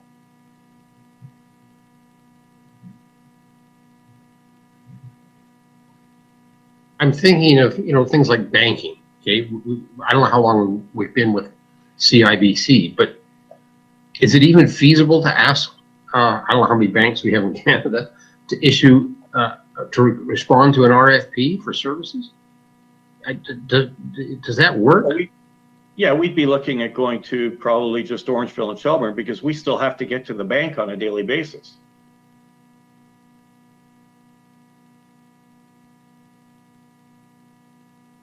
Okay, so as I understand it, and maybe John can jump in here, we've passed the procurement bylaw. It will then require us to put out for tender our banking services. Right? I believe so. I believe so. Yeah. Okay, John? Very quickly on the banking, I was on a board quite recently that changed banks, and that's precisely what they did. They asked for proposals from a number of the local chartered banks and found that they could get a better working relationship out of switching banks. To the point of why I raise this, it's not that I'm particularly dissatisfied with any given service, but we have a whole category of providers of service to the town that does not go through a process, a competitive process, as it were. And as we see here, we have these long-standing historic relationships. And frankly, I would use the expression, too much familiarity sometimes does breed not necessarily contempt, but we can be taken for granted if the providers of those services don't understand that every once in a while, and staff recommended 5 years, and I thought that was a good recommendation, their relationship with us is under review. I think it's healthy. Any long-standing provider is going to leg up in terms of bidding for future work with the town because of that historic relationship. So I don't think it's a question of going through this list and saying, well, we're happy with one, we're not happy with another. I would say that everyone goes through it once every 5 years. We spread it out, and we will probably stay with a vast majority of these service providers. There'll be no change, but they will all understand that they are under scrutiny, and that was the purpose of my motion. And these are not insignificant amounts of money that go out without competition, and that concerns me. Okay. Fred? Yeah, and I agree, John, with everything you said, but I'll just throw in two stories. We very recently at the Shelburne District Fire Board, we passed a motion that gave our chief the right to ignore our procurement bylaw when we were looking for new dispatch services. And the reason for that, and maybe there's a way of writing the RFPs that can handle this, okay? It was such a complicated decision, and he was worried about, what can I call them, the low bidder, that what we authorized him to do is go out and talk to a number of suppliers, go through all the technical details, and then come back to us with a recommendation, okay? So there was no bidding on it. Orangeville, by the way, ended up with the same provider of service, and they did put theirs out for tender. The other story I wanted to throw in, and this is peculiar to Mono and our water system, our previous CAO one day, I had made the same suggestion as you, John, that perhaps we should put this out for tender. And I sat down and had a long discussion with Keith, and he gave me all the reasons, and I can't repeat them now because, first of all, my memory isn't that good. The proximity of the Orangeville town, the fact that we use the same equipment, the fact that they're right here, that there's a whole bunch of reasons that would be hard to put in a bid as to why we prefer working with Orangeville for our water system. Now, if we can write RFPs that properly say the lowest or whatever tender may not be accepted, and we can build in all these, what can I call them, qualifications or judgment factors to the process, then I think it's fine. I think it would work. I'm just worried because I know there are some services out there, including fire dispatch, where there are some low bidders that can get the job but don't provide a very good service. There has to be a provision that the low bid does not necessarily get accepted, because we will get low bids. There's no question about it, but they are not necessarily the right fit. Ralph? Your Honor, when this was presented, and John brought it up, I thought that there was significant value to this type of review, and I still feel that way.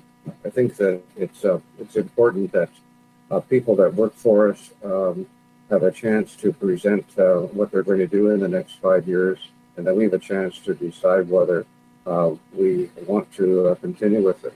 I recognize Mark's point about the history, and it's extremely valuable. And I recognize this as the more I work with everybody within the town here, how important it is that you have a feeling for what has been done for the last 50 years or so.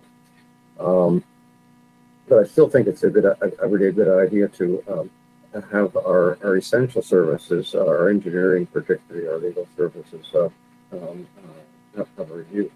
However, the way it stands now, I don't think we've got a clear direction for that. And I'd like it to be clear so that when somebody looks at it, they say, well, we don't need to do that because of an exception. For example, in the procurement bylaw, it talks about Schedule B and C. They talk about exceptions, and it says that services may be procured in that competitive pricing. These are exceptions, refers to professional services. So it seems to me that the procurement bylaw gives you an out to not have to have a 5-year review for professional services. So maybe I'm reading it incorrectly. And whereas the beginning of the statement on July the 23rd by Les Aluka was that council wanted to see a limit of 5 years unless a term was specified in the contract. This document seems to state that we do need to have an understanding that every 5 years with our providers.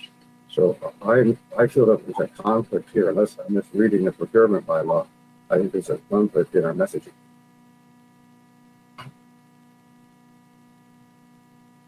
Okay.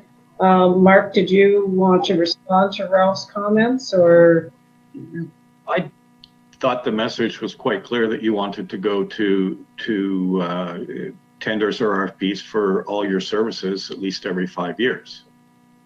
I think where the alternatives would come is if you were offered the same price for 5 years and you were being offered the term of 7 for the same price, you might want to consider the 7-year term.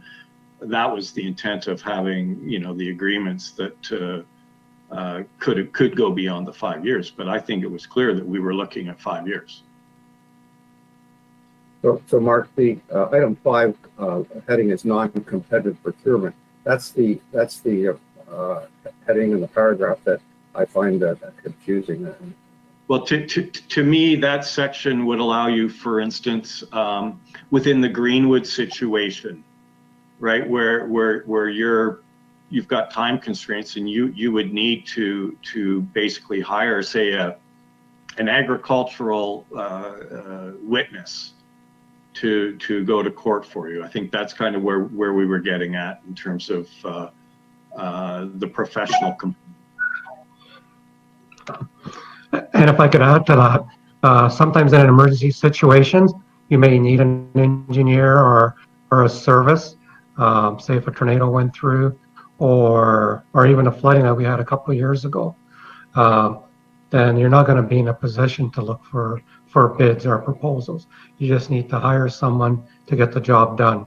So that gives you the opportunity and the authority to do that. So the first sentence there, which says if there may be instances due to an emergency or unique situation, that is what we're talking about for non-competitive procurement. Pretty much. Okay, I'm happy with that thing. Okay. So we need to go back to the motion that was deferred, because it was done before the actual procurement bylaw was passed. And then there's also time sensitive item in the last paragraph of the view to be considered and awarded prior to December 31st, 2020 for services after that date. So I'm not sure that this motion is really the intent of what we wanted to do with this issue. Fred, you've got your hand up. Yeah, I mean, for one thing, the original motion just said engineering legal. I think we have to strike that and substitute the word all services. Okay. Okay. So I do have an updated prepared motion. So John, did you want to respond to the initial question about the original motion? Yes, I was sent a copy of that proposed replacement motion, and I had a problem with it because it didn't have a deadline in it. My intent was that engineering and legal would be the first of a number of services that would go through this process. And it would still be my hope that they would be the first ones to go ahead, and that staff would then stagger the rest of the services over the next 5 years. Can I suggest that we defer this matter until the next meeting, and I will try and come up with a motion that I think would be a little more realistic in terms of timeline. I think December 31st is now unrealistic in terms of having this whole process take place. So I'm off of deferral to one more meeting and a revised motion that we can circulate in advance that will simply establish two things. Number one, engineering and legal are the first to go through the process, and second, a more realistic timeline for the process to take place. Okay, so back to my original question, with this motion that we've still got sitting here on the books to be deferred, can it be withdrawn? Because this issue is getting worked on? We don't have the confusion? What, and John, you were the one that moved it and Ralph seconded. Well, for clarity, I'm happy to have it withdrawn, but I do intend to submit something for the next meeting that essentially replaces it. Yeah, I know that, and that's fair. But it's just as long as you're all right to withdraw this old one, and then if you provide a new one. Mark, did you have something you wanted to add? Just following on John's comment, we can certainly make the minutes reflect that direction. Okay. All right. So now we're at the end of new business. So now we're on to Schedule A. Sharon, did you have anything on Schedule A?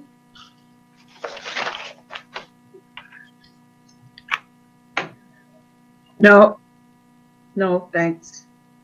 Okay. Ralph, did you have anything?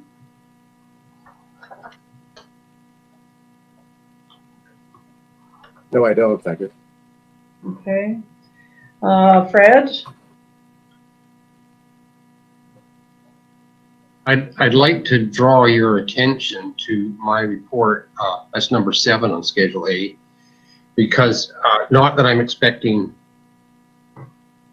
any solutions. I just want you to know that we've got a bit of a problem.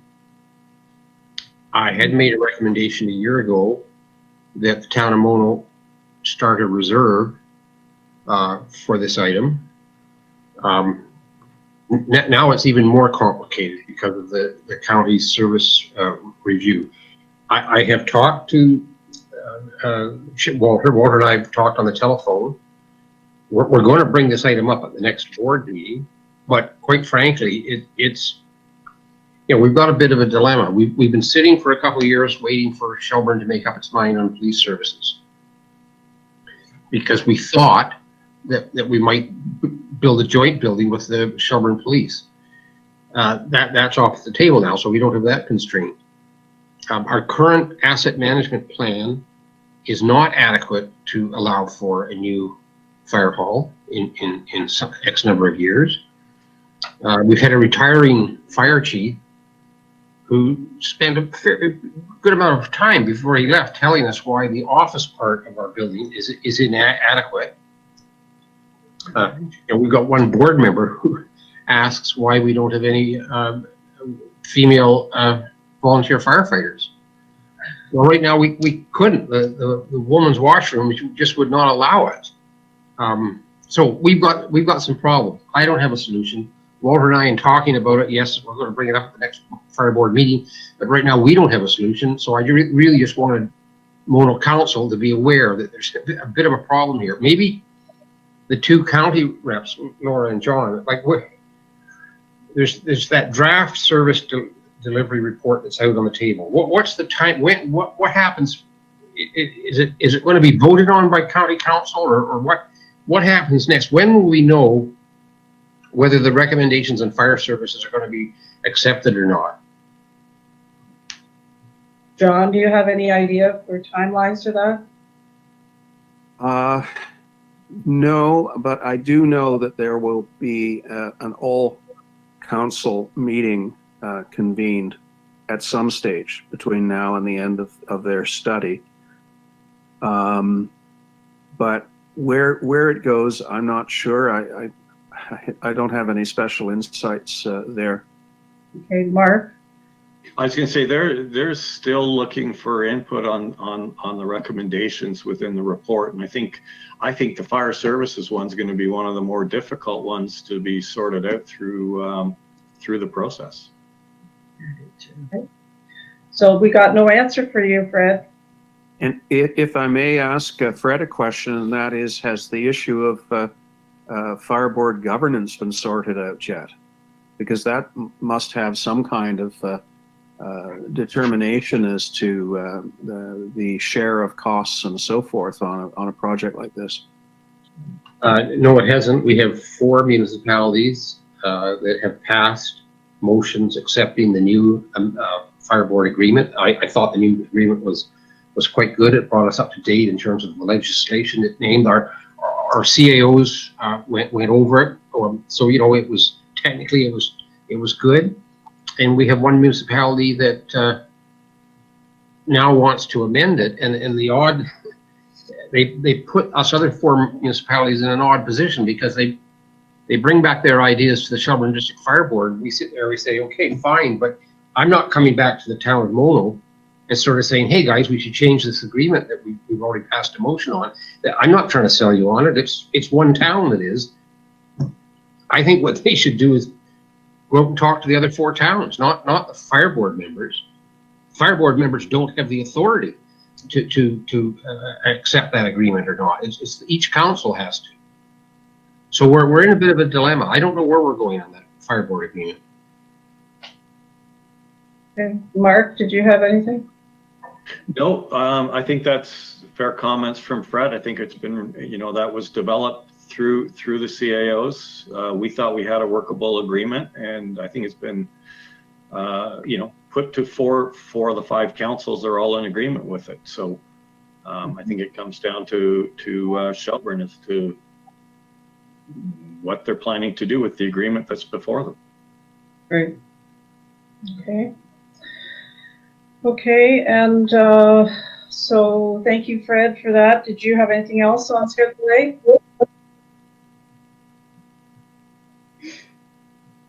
Nothing important. I thought there was some good letters in here, but now I can't remember which ones I thought were written. I'm sorry, but there was one or two in here that particularly impressed me, but I'll just leave it at that. Okay. John, did you have anything on Schedule A? Yes, I'd like to raise item number 4, the request for a stop sign, new stop sign, blind line, and 30th Side Road. I'm of the view that this is a reasonable request given the nature of travel on the blind line, but maybe we should be looking at investigating the entire blind line and not simply this one intersection. I can think of many other intersections where it's a two-way stop that could theoretically become a four-way stop and have a traffic calming effect. I think it's something we need to look into. I have more to say about this in my own report later on in the meeting, but I think this is worth following up.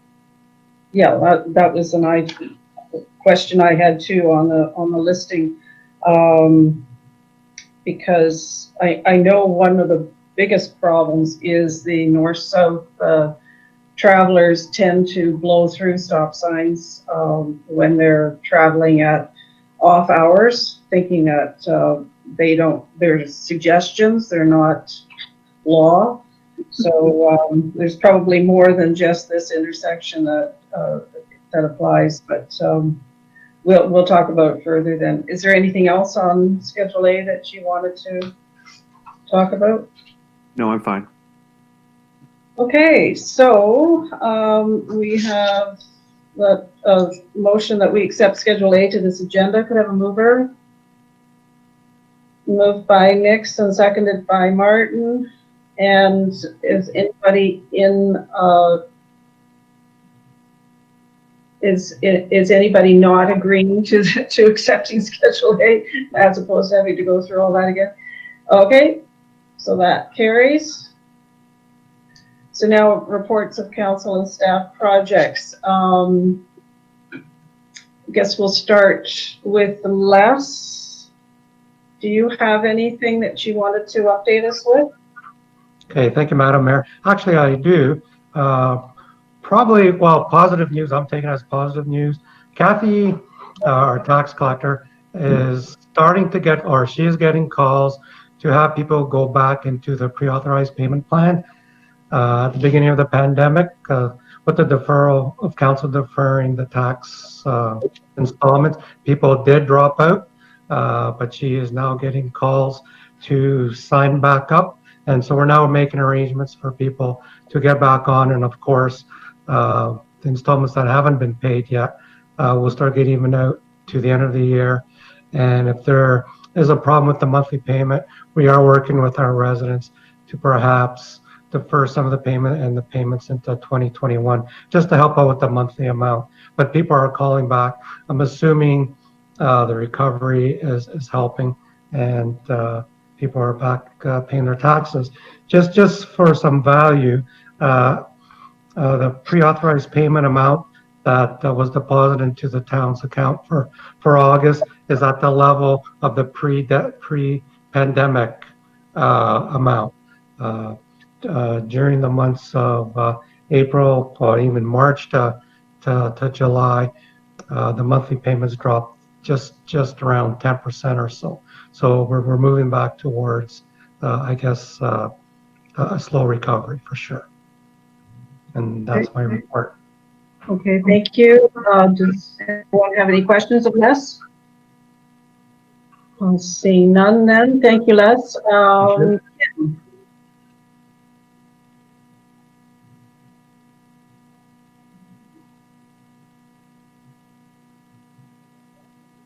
Kim, are you there still? There she is. Here I am. Sorry, I didn't know you froze there for a second on me. Just update council on rec staff. They've been busy in the last week or so, trail maintenance, and they've just recently cut back the overgrowth on the trails out at Menorah on the boardwalks. And last week they worked, Emma and Dave worked along with Fred. Thank you very much, Fred, for the maintenance of the Shelley Anderson and the 1926 track, cutting back a substantial amount of overgrowth out there. So thanks, Fred, for always being there for us for those two tracks. We did have an email concern regarding some overgrowth out on the Hockley tract from the CBC trails, and I have been in touch with staff at CBC, and they assure me that they will be looking after that this week. So if anyone hears of anything, any concerns in that regard, it is being looked after this week. I sent council an email last week about the Monarch Butterfly contest, and it's we did have some submissions. So the voting is presently on for residents and to vote. So I encourage each of you to take a look at the submissions that we received and cast your ballot. Voting closes on Friday at noon, and we will be announcing the winners. And there are prize packages that are butterfly related that will be going out to the winners. So that's kind of an exciting project. So pretty much that's been Andrew and Emma who've been looking after that. So hats off to them for looking after such a great project. I have had another request regarding the use of picnic tables. So I will put that forth to council once again. There's just basically one particular resident who is eager to start using picnic tables again. So I'm not sure what council's thoughts on that. I know we've heard a little bit today about, staying on the cautious side. So if you want to keep going in that direction, I'm fine with that. Just wanted to bring that to your attention. And yeah, other than that, staff are also participating in certification courses on disinfecting and sanitizing. And Dave Mikowski is presently enrolled in the playground inspector certification course, which is a 40-hour course, and he's doing it online. So yeah, that's it. Thank you, Kim. So from council, do we want to reconsider the use of our picnic tables, or do we want to leave the situation the way it is? I would defer to Ralph's opinion. Mark? I'm wondering whether that's just not something we bring forward with the recreation or the rental facilities. We can also look into it at the same time. Okay. As to what's being done. Is everybody fine with that? So you have your answer, Kim? Great. Okay. So now we've got David. There he is. Here I am. Thank you, Mayor Ann. Just a few things. I mean, I think all folks do know, of course, that Greenwood's starting on August 27th. I know Mark has alluded to that with help from Emma to assist with logistics. So I just FYI on that one. We do have what will be a pending committee of adjustment application. And so I'm dealing with our chair, or will be with John Riley, to see how we can go forward.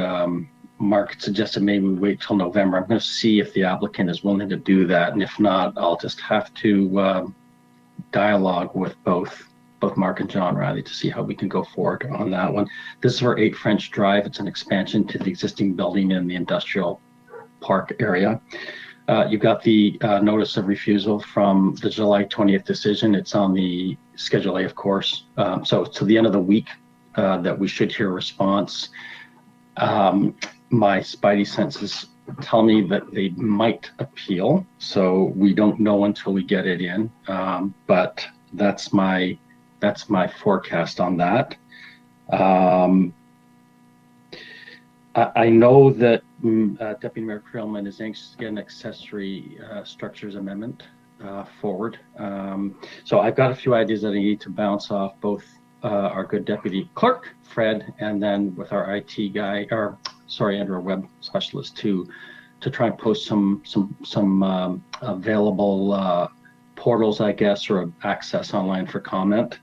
So not forgotten. Microbrew, just as a quick update, we could say the ball is in their court. I'm expecting probably revised reports to the comments that were made at the public meeting and delegation last council.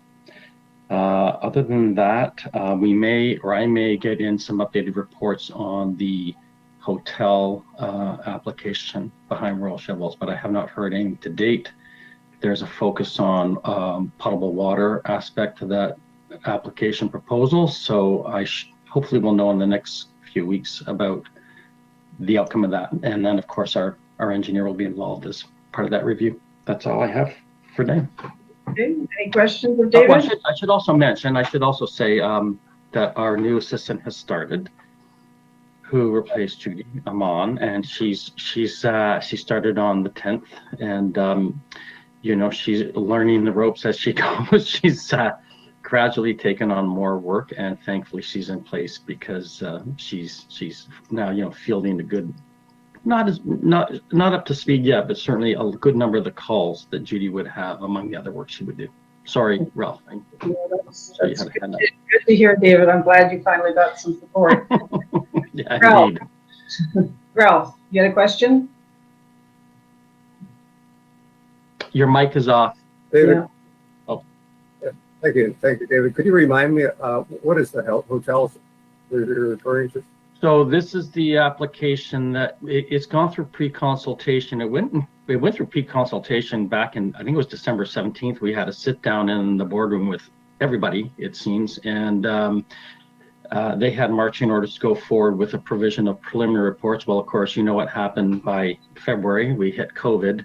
I have been dealing with the architect, though, online and through phone calls on, you know, bringing that assisting them with their submission. So we haven't got a formal application for a zoning amendment yet, and that would go to some of the performance standards, not the nature of the use. It is a permitted use. It's a question of some of those zoning performance standards that they're trying to look at as part of the design programming.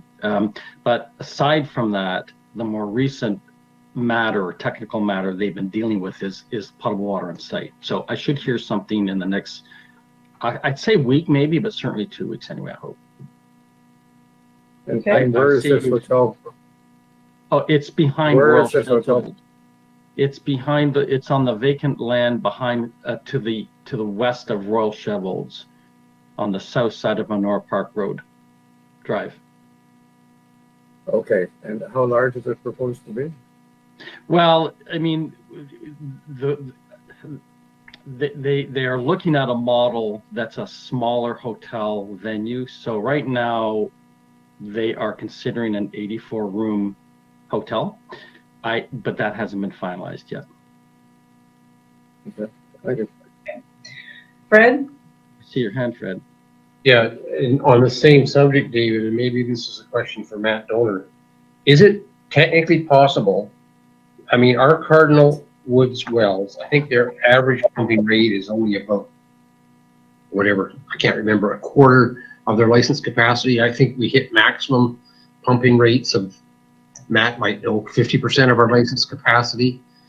Is it technically possible to put whatever building goes onto that land behind the Royal Sheffield dealership?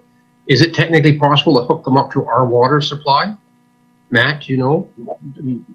I'll let Matt answer, but I believe the answer is, well, I'll let Matt answer that one. Well, we've been working with Burnside on that, and we've done a study this year, and yes, we did have a couple high poles in the well this year, which happened last year as well. And maybe Mark actually could speak a little bit more to it as well. I think the fairly quick answer is we're trying to push them to find their own source. But I don't know, Mark, do you know a little bit more of that history there, more recent support? Well, I think at this point in time, the capacity has been committed to the watermark development that we have. So there's got to be improvements. But these are all subject matters that the developers got to bring forward when they bring their plans forward. They've still got to look at sewage system as well. I think their original plans was to access the watermark sewage plan, and that's not an opportunity available to them. So these are all planning matters to be developed. As David said, they haven't even made an application. So it's part of their due diligence is to look at the water. Whether they put in a well to enhance our capacity or whether they wish us to proceed to try to enhance our own wells, that's still quite a ways off. There's a file submitted, but it's at a pre-consultation stage. We have had preliminary comments back from our engineer, Burnside. And of course, they focused on water, potable water and sewage capacity. And they have instructed the proponent to provide more information on both those matters. The only other thing I would say is that at this point in time, part of the design for the potable water system would include holding tanks. So an off-peak period, they would be using whatever approved water system they have to replenish water tanks, which is apparently common for this type of use outside of urban areas where there isn't full municipal services. But that's all I have. Other than the hotel proposal, I have nothing more for council at this point in time. Okay. And so if there's nothing further, thank you, David. So now, Matt, was there anything that you were instructed to pass on to council, or did you want Mark to? I don't have anything at this time. Do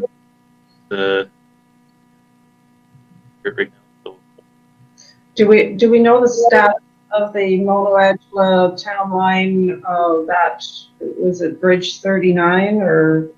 Yep. We are getting some requests from residents for opening the road. Currently, it's not a sort of closure, but we haven't had the guide rail installed yet. Had some issues there 2 weekends ago with respect to the 5 to 6 inches of rain that fell in the area, which caused some severe washouts on the side slopes, and ultimately took some time to the contractor back there to repair those slopes. I believe it occurred last Wednesday. They tidied things up, but I know we did get some rain yesterday. Some of the slopes have germinated, but it does take time for it to seed to germinate and get established. So we've kind of held off opening it to the public because we would like to see those slopes stabilized, and we'd like to get the guide rail in ideally. Like I said, I have getting calls from residents asking to open up. Okay.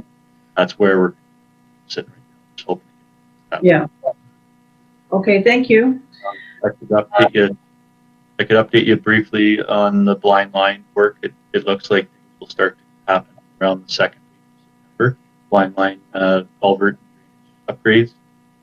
We've heard back. We've had a pre-construction meeting with the contractor, and it's looking like the precast box culverts will be ordered and delivered sometime around the second week of September. That's okay. Okay, great. Thanks. So now Fred Simpson. Did you have No, I have nothing to report, Your Worship. Okay. Mark?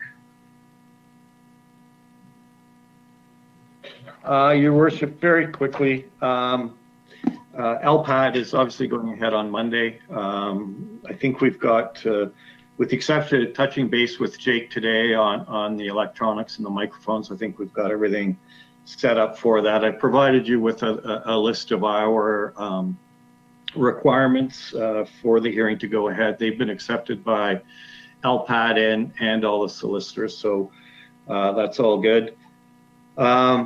At the end of the day, we have, I believe it's 14 seats available when we separate them out at 6-foot intervals within the council chamber. So that's kind of what we've got now. So we're just under the 20 limit that we figured we would be at when we agreed to even possibly hold the hearing.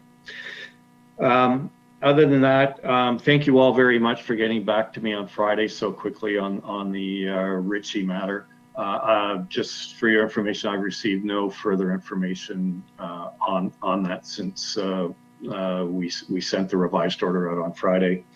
And finally, just to let you know, it's not lost on me that we should be bringing a bylaw enforcement report back to council. Just with Eugene's workload right now, it's been almost impossible to sit down with them. It's kind of like one step forward, 2 steps back when it comes to bylaw complaints right now. So very busy time, but I will be working with Eugene to bring a comprehensive report back with him, hopefully in September. Okay, And that's thank you. Okay, thank you. Any questions of Mark? Okay, seeing none. So yes, Fred. When you say however many seats for the LPAD hearing, would people be able to sit in the room behind that, the glass wall? No, we've got to keep that open, Fred, for our own being able to go back and forth. We have courier deliveries coming back in there as well. So rather than, you're only going to get maybe 4 seats back in there when you look at your 6 feet. And then we're into the microphone situation too. So I think everybody's comfortable with where we are. The lawyers involved, I think, have agreed to spell out 4 people on any given day that they wish to have invited into the building, and we're going to have a list that Emma can maintain at the front door. So we know who is coming and going as well into our building, so that if in worst case scenario we do have infections, that at least we know who's been in the buildings on those days. Okay, thank you. Ralph? Thank you, Mark. Just for greater clarification, who are these 14 seats are going to be available to whom? Whoever the solicitors for the parties agree to. So the ratepayers are represented. They can they'll have 4 spots generally available, as with the town, as would Greenwoods. I think the priority is obviously going to be witnesses who may wish to hear the other witness who's giving their examination in chief personally, and not over the YouTube. The board has asked us to destroy the YouTube video at the end of each day. So for anybody from the public or for council, they're going to be using YouTube as their only source of the hearing. Is that correct? That's correct. Okay. And that access to that will be made available quite clearly on our website, I hope. Yes, and it's been made available to all the parties as well. We provided that out Friday, and the board provided it to all the participants on Friday, but we'll make sure it's there too. Thanks for all your work on this. I know it's been an awkward thing to do, and it's sort of like you were inventing a new way of doing things. Appreciate it. It seemed easy at the time. Okay, John? I was delighted to hear that they were willing to allow for simultaneous YouTube. What's their reasoning behind destroying the record at the end of the day? It's LPAT, and it's, well, I guess it's always been the OMB's practice and LPAT's practice that their hearings are not recorded. So that this just goes to that direction, I believe. So there's no way of ordering a transcript? Do they not? Strikes me as very odd. Yeah, no, OMB hearings have never been recorded. Well, it goes to the issue, if they keep a transcript, why would they object to it being recorded? And maybe they don't keep a transcript. I don't. Yeah. Their rules. It was I don't know, John. I can't tell you what. No, what I'm not trying to put you on the spot. I'm just sort of bemused. Let's put it that way. Yeah. Okay, well, thank you, Mark. So Ralph, do you have anything that you'd like to report? Just very briefly, the pollinator garden is going on a great speed. We've had about 7 or 8 new volunteers, and we have anything up to 9 or 10 people on maintenance days. Today, this morning, we had a tour from the Forest Democratic Garden Club. But otherwise, our formal educational program has been pretty slack. Usually we've had in the school programs, as you know, and we've been unable to do that this year. But the garden is beautiful. It's worth a visit. So come down and see what it's like. Okay, thank you. Fred, did you have anything that you wanted to report? Yeah, just a few things.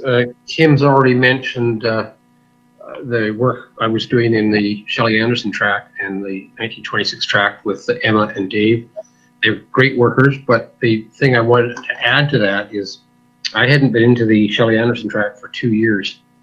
And on the Eastern Access Trail there, 2 years ago, it was very discouraging to look to the east. The whole forest floor was covered with garlic mustard. Now, I think last year, Matt, you may remember this. Is it Brent, our person we use as a forester? He went in there and sprayed. I guess when he sprays with a backpack, it kills all the vegetation on the forest floor. But the vegetation's come back, and there was no garlic mustard. So I'm amazed at how successful that was, because that forest was going under the garlic mustard 2 years ago, Matt. So is it Brent who did the spraying? Yes. Yep. Yeah, it's terrific. The second thing, I started off early on this. I need a head count. I think I've got it. For Thursday, we're visiting Canning Falls and Scott Falls. I've got 8 staff, Kim, right? And I've got, the only 2 counselors I know are myself and John. Laura can't come, Ralph can't come. Sharon, are you coming on Thursday? No? So 2 counselors and 8 staff. Okay. We'll meet you at... Okay, I have, Fred, just to catch up on that, I have 1, 2, 3, 4, 5, 6, 7. I'm sorry, John, are you coming? Okay. John Kilman is, yeah. 8, 9, 10, and then 11. Amon is coming, our new staff member. Good. Okay. And there'll be Don Sinclair and Brian Poppy, the ecologist for the Bruce Trail, will be there. So it's a good sized crowd. So I've got that there'll be 12 of us all together, Fred. Okay. And they all know to wear stout hiking boots, and it's a bit rugged. Okay. All right. Do we really need that number of staff to drop everything and go on a hike? Why not? Well, John, it's a bit more than a hike, because we're going to get an education. I mean, I think Mono staff should see these falls and understand the problem the Bruce Trail is having managing that land. It's a real problem. Okay. The other thing I was going to tell you about is on August the 13th, and I think I sent you an email on this. I visited Paul Ritchie's property, and with Mr. Walls, our Burnside person, and I walked the whole track to have a look at it. I do think it's useful to understand both sides of this argument to at least see that property. Ralph, you'd indicated you might want to go, and Paul said he would make himself available, as will Steve Martin, the contractor. Without telling you whether it changes your mind on which side of the debate you're on, it certainly helps to see that field and understand a few things about it. In particular, the suitability of what I would call the native soil to be used as a base for any track. Anyway, I went and had a look. I think some of you others should. The last thing I should tell you is the Headwater Stream Committee, under the guidance of Karen Morrison, had a meeting yesterday, and this is going to be big. I'll let you know more about it. We're a year away from it, but we met with two people from the Compass Church, Jennifer and Julian, and two people from TRCA, which may surprise you because the Compass Church is on NBCA territory, and if anything, it's closer to Credit Valley. But TRCA is very interested in what we're doing up here, and we may do a big workshop next spring on Phragmites, not just for the benefit of the Compass Church. We're going to try to see if we can control that patch of Phragmites, but make it more of a community event, an educational event too. And we would involve all three conservation authorities, Ralph. We would get speakers from all three of them because TRCA is interested, even though it's outside their territory, just because they want to educate. They're going to bring a busload of people up, younger people, to sort of see what we are trying, or what things are possible to control Phragmites. Matt, you might just give Mike a heads up that I wouldn't mind having someone from the town of Mono there as a speaker, because I know you had money in your budget this year to do something about Phragmites. So this is a year away. You've got lots of time. But I think we'd be interested in hearing what technique did the municipality use? Was it successful or not? The Headwater Streams Committee, as you know, did 4 sites last year, and quite frankly, some of them weren't too successful. So we're learning, and we're going to try a different technique at the Compass Church. So just tell Mike that we might like to hear a year from now how the town of Mono did with that program. And that's all I have to report, Your Worship. Okay, thank you. Sharon. Oh, sorry. Ralph?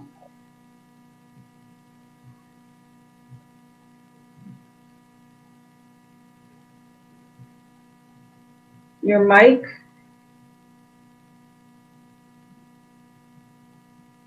Just a follow up on Fred's comments about the Ritchie property. I think it is worth hearing both sides of the story, and I've arranged to meet with Mr. Ritchie and Mr. Martin and Jim Walls this afternoon.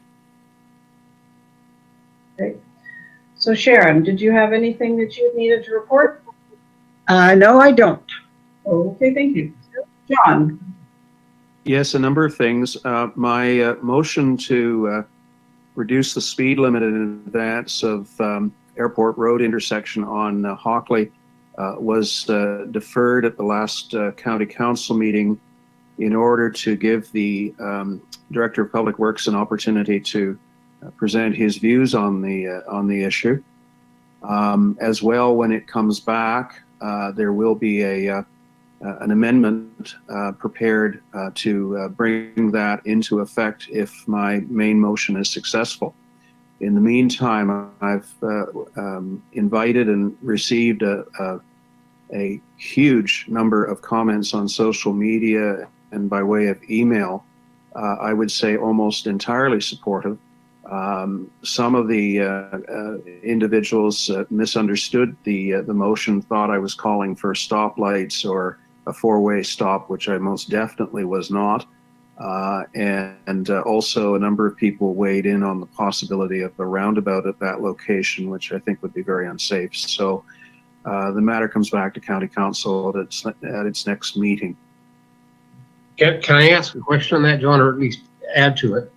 Would you ask Scott Burns or Scott Martin, I'm not sure who would do it. About 3 weeks ago, they put in 3 sets of traffic counters on that curve going down to Airport Road. that's the same type of data they would have collected that I used on your community safety task force. You can tell average speeds. So I'm hoping by the time they report back to you at your next meeting, they've done those calculations and can tell you. I mean, just the one basic issue is this: are people in fact speeding as they go through those curves? I certainly know just from a geometric point of view when I am going down, I mean, you've sort of got to slow down, but I'd be very interested to know if there are some people who are not doing that. So make sure you ask them. He had 3 sets of counters out there for about a week. Thank you for letting me know about that. I rather suspect that that's the purpose of the counters. Nonetheless, the people who live in that stretch of road feel very unsafe trying to get up onto Hockley. I participated yesterday in a virtual meeting with Sylvia Jones, and reminded her and asked for her assistance in intervening with the Minister of Transportation as well as the Attorney General with regard to our request for an increase in POA basic speeding fines, as well as the issue of automated speed enforcement. I don't think my intervention, frankly, was well received, to be blunt. There was a counter suggestion by the MPP that maybe we could declare the area around the museum on Airport Road a community safety zone. And I think that misses the point entirely. The rules with regard to automated speed enforcement, whether we ever invested in it or not, need to be changed so that we at least have the option of deploying that technology. What also strikes me as really strange is that it would be of huge assistance to the police. It would free them up to do other things if they knew that there was technology out there that was clocking speeders and they were being penalized in the pocketbook accordingly.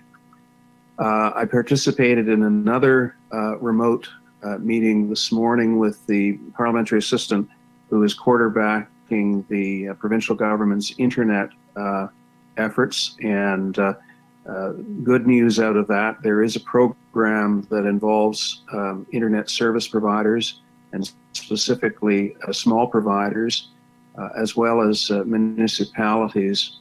And while the first round of grants is closing off this Friday, there is a subsequent round of grants that will be issued at some point further down the road. So I'll keep everybody informed on that.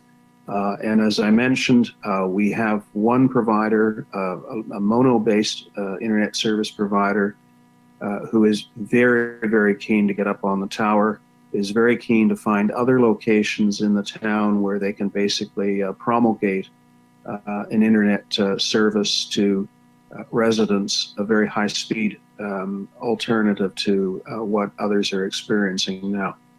So that's my report. Okay, thank you. So is there any other business? And is there any notices of motion? Okay, so seeing none, just to remind everyone that our next meeting is September the 8th, and it's in the evening at 7 p.m. And again, we'll be virtual. So if there's nothing further, we'll close off, that we introduce and give the necessary readings to a bylaw to confirm the proceedings of Council of the Town of Mono in session VC10-2020 held on the 18th of August 2020, that will be signed by the mayor and the clerk and sealed and engrossed in the bylaw book. Can I have a mover? Moved by Nix and seconded by Mantalo. Anyone opposed? Seeing none, that carries. And we adjourn at 11:45 a.m. Could I have a mover? Moved by Creelman and seconded by Martin. Anyone opposed? That's carried. Thanks very much, everyone. Thank you.